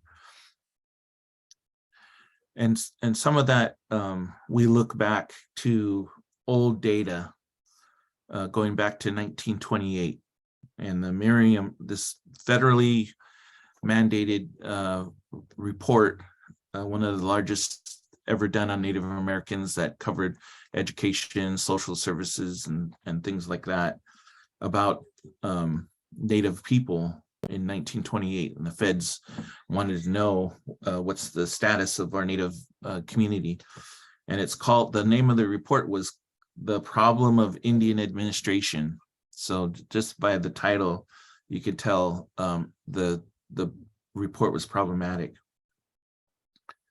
One of the things that's really challenging, and I'm really trying to set the tone of why mental health for our young people is so important, and it's captured in this photo with Haytaluk and his family, why it's so important to have confidence and being able to have your language, culture, and identity builds to having greater mental health. Because our children were put into these institutions and seen as a problem, as the report. And we've had reports since 1928 to the 1960s and 70s, 1990s, the 2000s, all the way up to 2018, where the feds did a national tour interviewing all of our tribal community.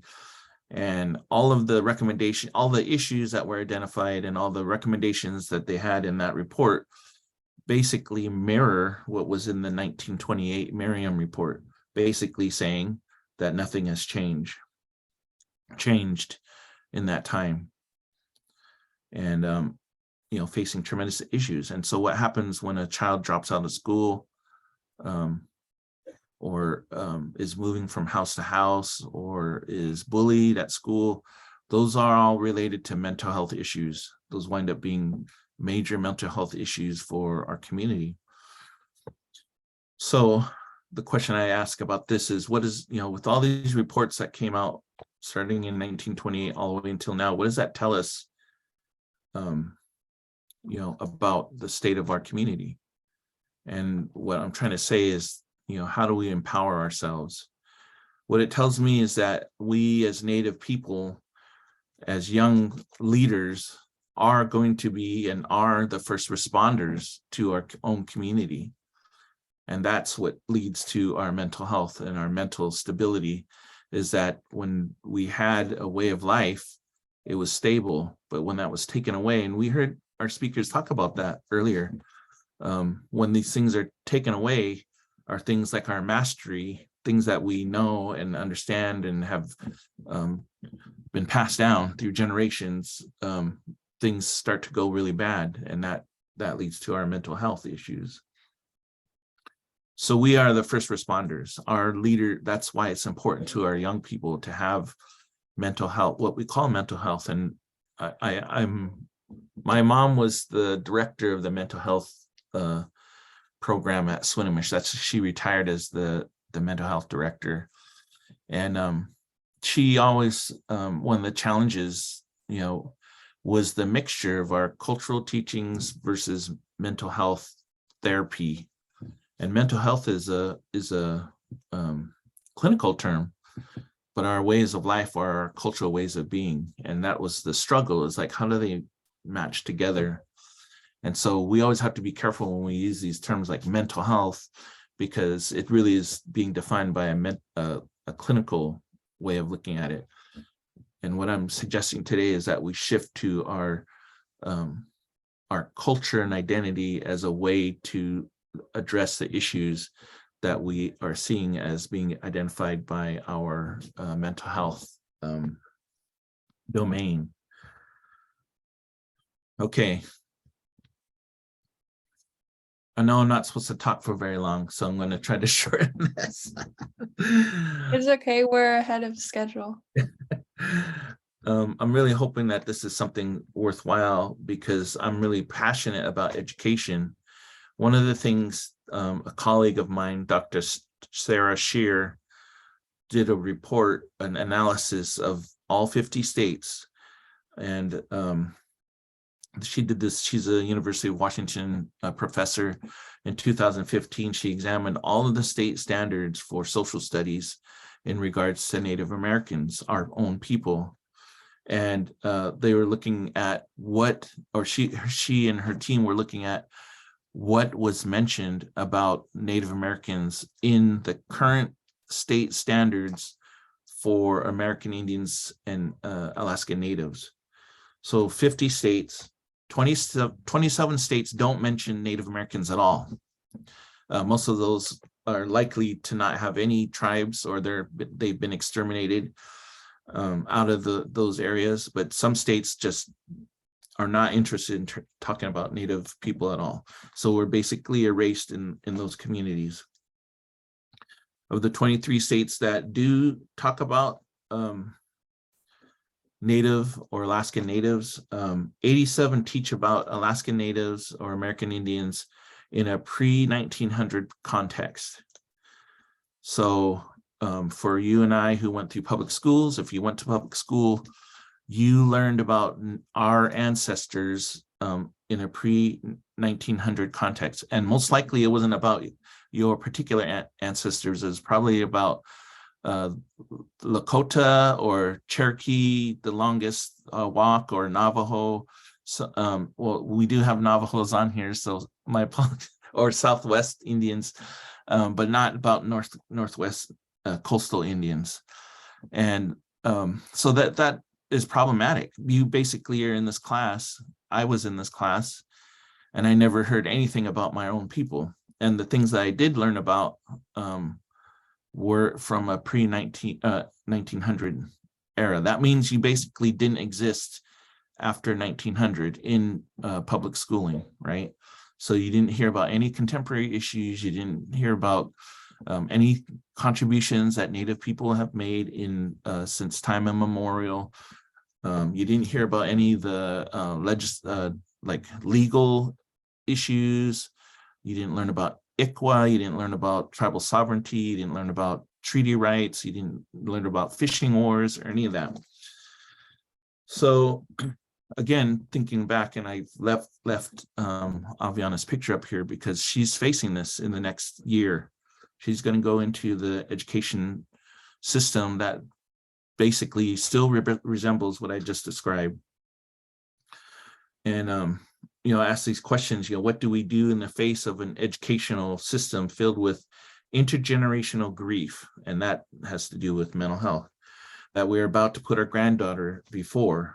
as an educator and tribal community member, I immediately turn to the little that I know about that have been taught traditionally, and something that we call our teachings. Have you heard of that before, that term, our teachings? You hear our elders talk about our teachings. And again, I'm saying these things because it's related to this idea of mental health. When we're trying to gain our mental health, we often rely, when we're trying to solve an issue or a problem, or look at something, we often look to our traditions or our teachings that we've received, whether it's our elders or our parents or great grandparents. And our mental health is supported by our understanding of the teaching, remember who you are and where you come from. You may have heard that before. Remember who you are and where you come from. And this is kind of supports something that Rosalie said earlier, which is breaking cycles. Restoring our teachings, we're breaking cycles that have been set in place, the trauma that's been put into the community. One of the things she shared was that our wealth is measured by our giving. So our traditional ways taught us to be giving. It wasn't about getting. That's one of the things. So I really love Indian humor, and this is one of the things I share with my families. Like, this is a thank you.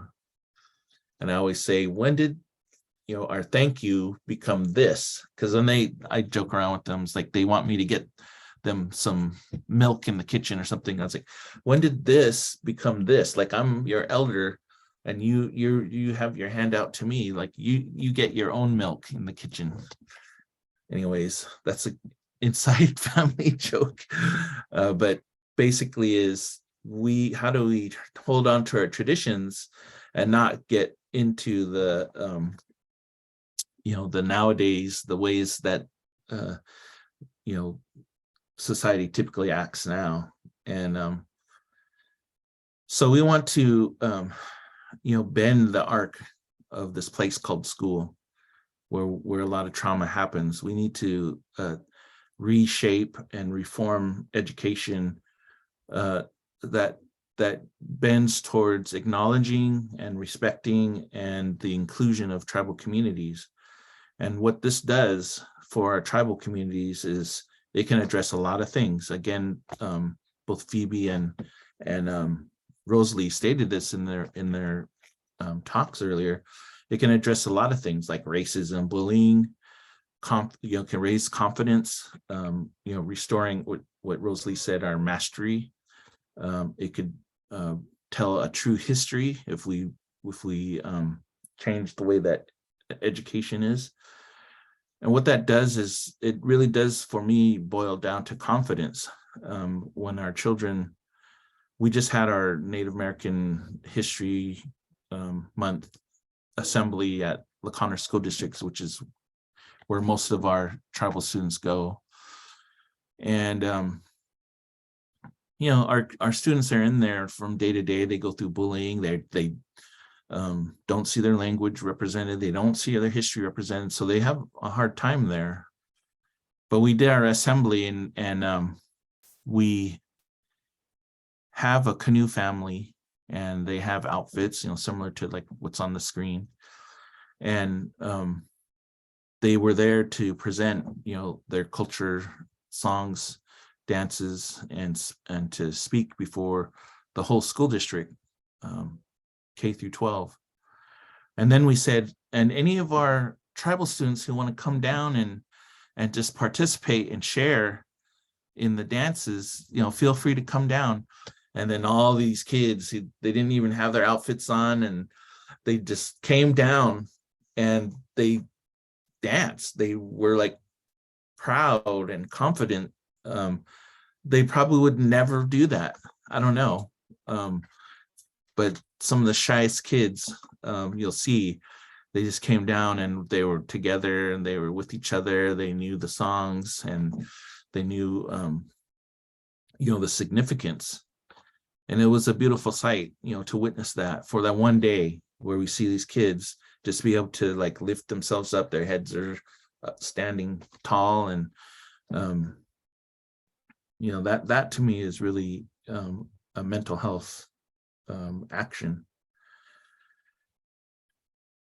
We asked at the beginning, what this means to me is, I'm going to try to go to this next slide.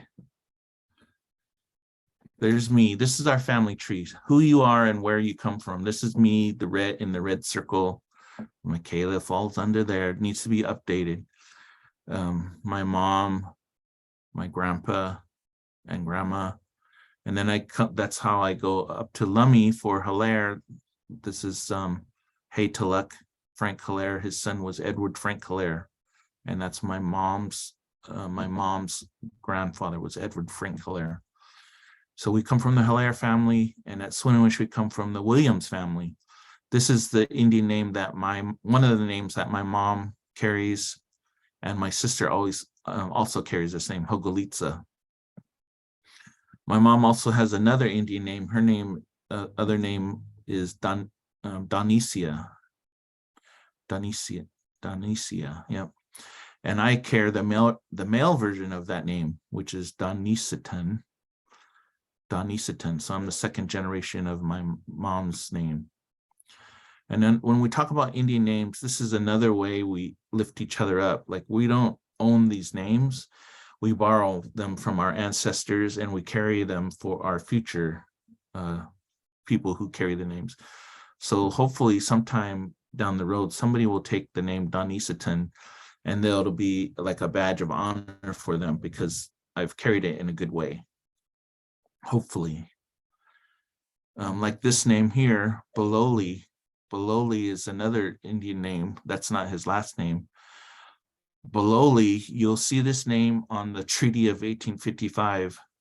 So this is a person that's in our family who signed his X on the Treaty of 1855. And that is pretty significant for our family to have a direct lineage to a treaty signer who, had to sacrifice a lot, had to give up a lot, had to make a hard decision, and had to try to protect what little we were, in the face of what we're giving up. So we have to think of, that for me builds mental health too, because I think about, when I think of him, I think about the sacrifice that those people had to give by signing on to that treaty. So when we think about all these things, we think about a question I always ask, whatever scenario you're in, whether you're a youth leader, you're trying to become a youth leader, you're a youth leader within your community, what is the health of your relationships? What is the health of our relationships? So as young people, or me as an educator, or me as working with the Connor School District, I always ask that question almost in every meeting I'm in. What is the health of our relationship? Meaning, what are we trying to do, and how much effort are we willing to give? So that's one of our traditional teachings, is how it is to give. It's not about what we're getting out of this relationship. It's about what are we giving into the relationship, whether it's tribal or non-tribal. Some of our teachings have, you may be familiar with this. It's called, commonly known as the medicine wheel. And this is also speaks to what I was saying about the challenge of using the mental health term, because in some communities, this is more of a Plains Indian model, but in some of those cultures, they believe in these 4 directions and these 4 seasons, and also these 4 parts of our lives where we have mental, spiritual, emotional, and physical. And our goal is to kind of have those all in balance, and that is what makes us a good person or a healthy person. In our culture, we have something like this, and we heard this a lot during our discussion. I love going to the water. I love being by the water. I love eating our traditional food, and that fits right into what we have here. These are our moons, 13 moons. Now this is borrowed from a workbook, but it has a really great summary of the 13 moons that we have in Kul Salish, which basically is a direct tie to the earth. So ultimately, our culture and identity is faced and has a foundation with those things around us, our Mother Earth, as we say, our Turtle Island.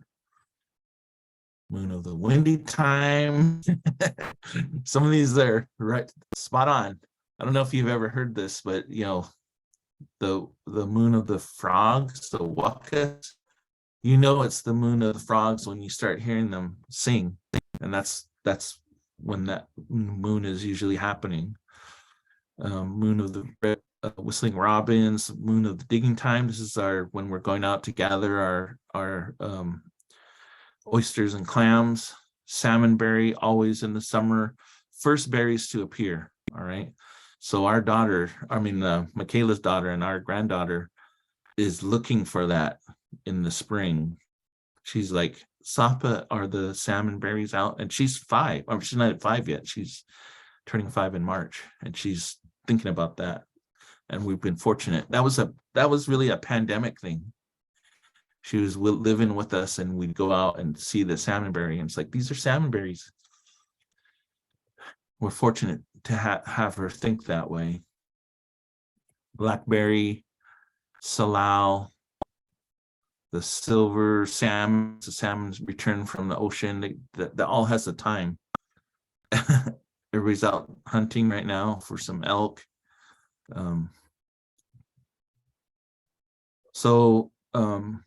This is mental health too.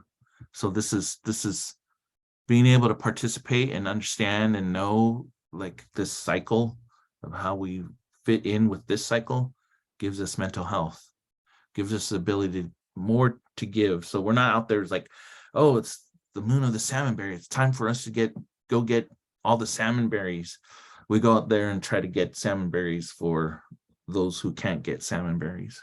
Or we go fishing, you go fish your first fishing, you give your first run, you give back to elders in the community.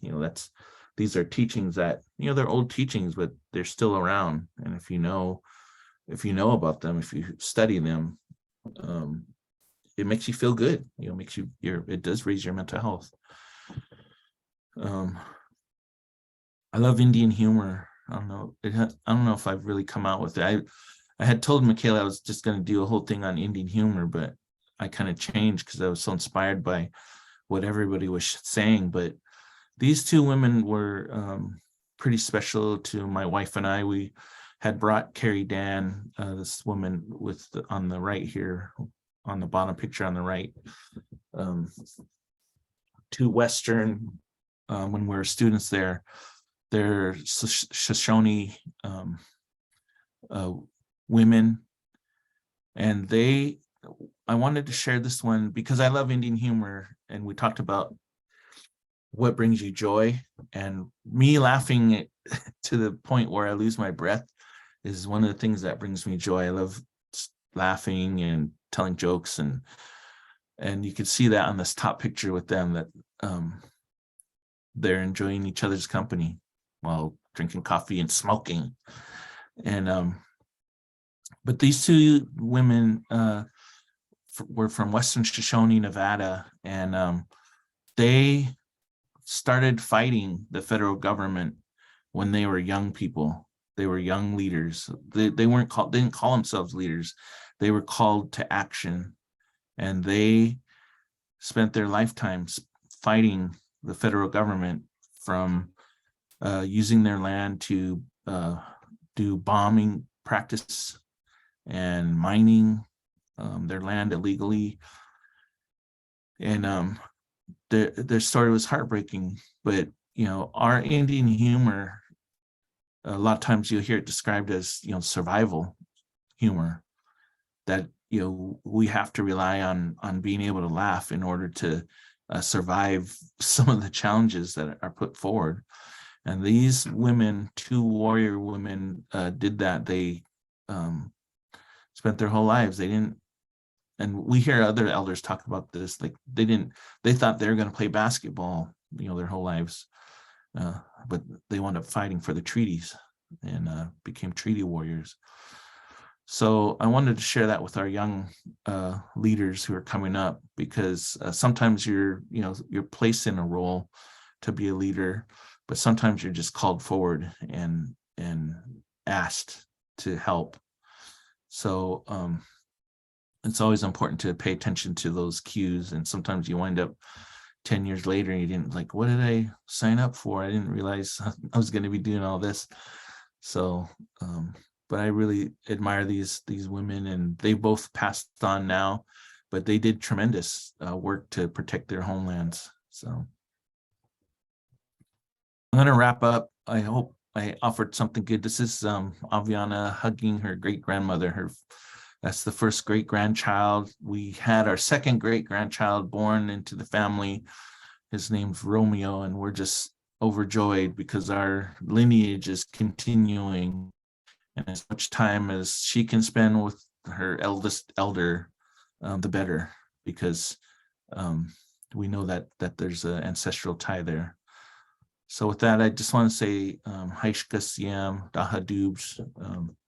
Thank you for the honor of saying a few words today, and I hope it was worthwhile.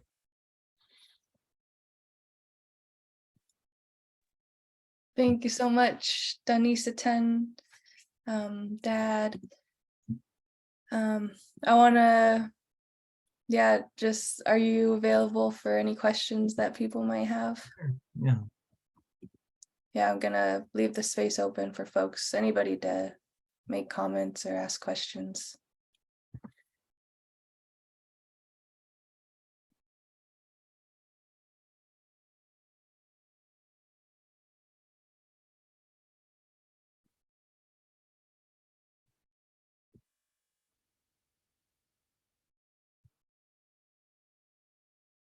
That's amazing. Not one thing I was said was confusing or mystery. So it finally made Michaela, sense. Can I jump in? Yeah, of course. Hello, Michael. Nice to see you. And really just so appreciate always just the reminders and the grounding that you give. But I'm curious for one thing, since you're an almost elder in training. For me, listening to the last 2+ hours, like, I have so many emotions that are at play, from how brave, how powerful, how, like, watching young people be teachers and leaders, and at the same time, like, I feel like I have all this work to do to live up to what they're asking for. And so just any thoughts you have about how those of us who are elders can continue to create space and be supportive for young leaders who are telling us what they need. And just that would be so amazing. Yeah, thank you. Good to see you, Liz, and never see you enough. I always get to see you in passing or at some event or something. So appreciate the time to talk with you today. And I know another one of our teachings is the greatest gift that you can give is your time. So like we're doing today, we've given ourselves to the time to be together like this, and that's such a crucial thing. I really strive in my day-to-day work to try to bring the right people together and to be able to connect them, to kind of just, like you're saying, there's so much work to do and so many things to be unclogged, and that's we can never do that quick enough, but it is how well we build these relationships. That's kind of what I was talking about in my talk. What is the health of our relationships? And that needs to be constantly analyzed at our personal level, and then our work, and then in our networks, and then how well can we coordinate or manage those things. And I think in my in this, at least in this part of my life, that's what I really find myself doing, is like really reaching out and trying to say, oh, I know someone, her name's Liz. I'm gonna make sure you connect with her. And then yeah, and I'm an elder in training, and the stage I'm also in is being voluntold. So I'm transitioning a lot of folks who are becoming our elders. They are giving up their roles and their spaces, to move on to what they're doing. And I keep running into this issue, which is, like, I try to jump onto committees like statewide committees or just different work groups to work with some of these elders, because they're like folks who worked with my mom. They were young people when my mom was leading, some of these things. And it's like, oh, I'm gonna get on this committee. And then I don't know if it's just a curse or by chance or whatever, but I get on the committee and it's like, oh, I'm volunteering for this committee, and because I wanted to work with Sally Brownfield, in early education. And then at the same meeting, Sally's going, oh, I just want to let everyone know this is going to be my last meeting, and I'm retiring, so I'm getting off all my committees. And so, like, I missed the opportunity to work with her. But then at the end, well, we got to nominate someone to take Sally's spot. Well, I think Michael would be great in Sally's spot. So sometimes we're just put into these roles, and that's happened to me a few times. And we just, again, you have to make the biggest gift that we can give, obviously, is the time, being able to put the time and say, it's an honor, it's going to be an honor to try to do what she did and what they've done. And being able to have that connection, it's not like, in that case with Sally, she's not going to be gone. She's still going to be somebody I consult and be able to talk with. And that's another key thing, is these relationships you have with your elders. How well do you maintain them and connect with them? And that's a real traditional teaching too for me. You could try to do things on your own and think that you're trying to just make things on your own. But the reality is that there's so many of our ancestors and elders that have done similar things or have done that work or are doing that work, that you do have to rely on them. You do have to check in with them. So I don't know if that answers your question, but Well, that's what came out. Yeah, you kind of have, and I think, we talk a lot across the region about building trusted relationships, as an example. And I think the thing that's the most powerful for me today as we close out is people trusted me with the stories that they told.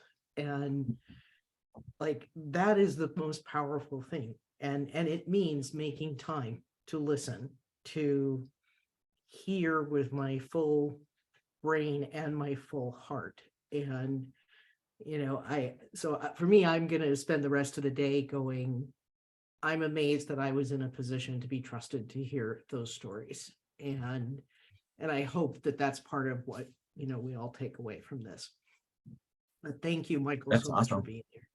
And Michaela, just like, was more amazing of a day than I thought it was even going to be. So thanks so much for all the planning of the team and such. Thank you. Thank you, Liz.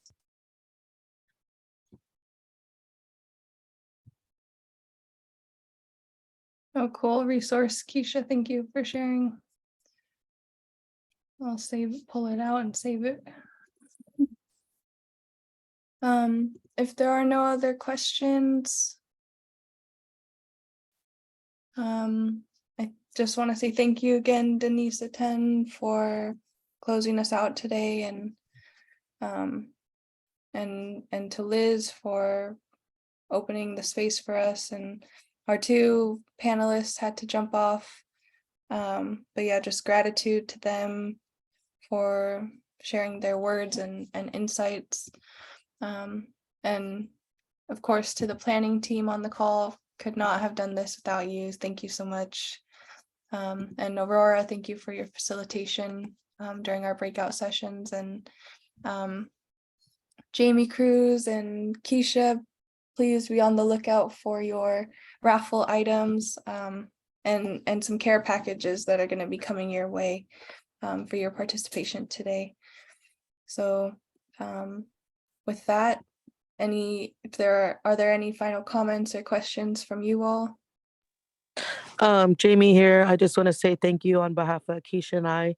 We both work in the education department for the Squaxin Island tribe. And so we are just really grateful to be able to have access to more resources that we can share with the youth in our community and bring back to our education team. And, it can only go up from here. And I'm really praying to Creator to open up the way for us to be able to host something similar in our community. And just, I just have a lot of gratitude and hope. I'm very hopeful today. Thank you.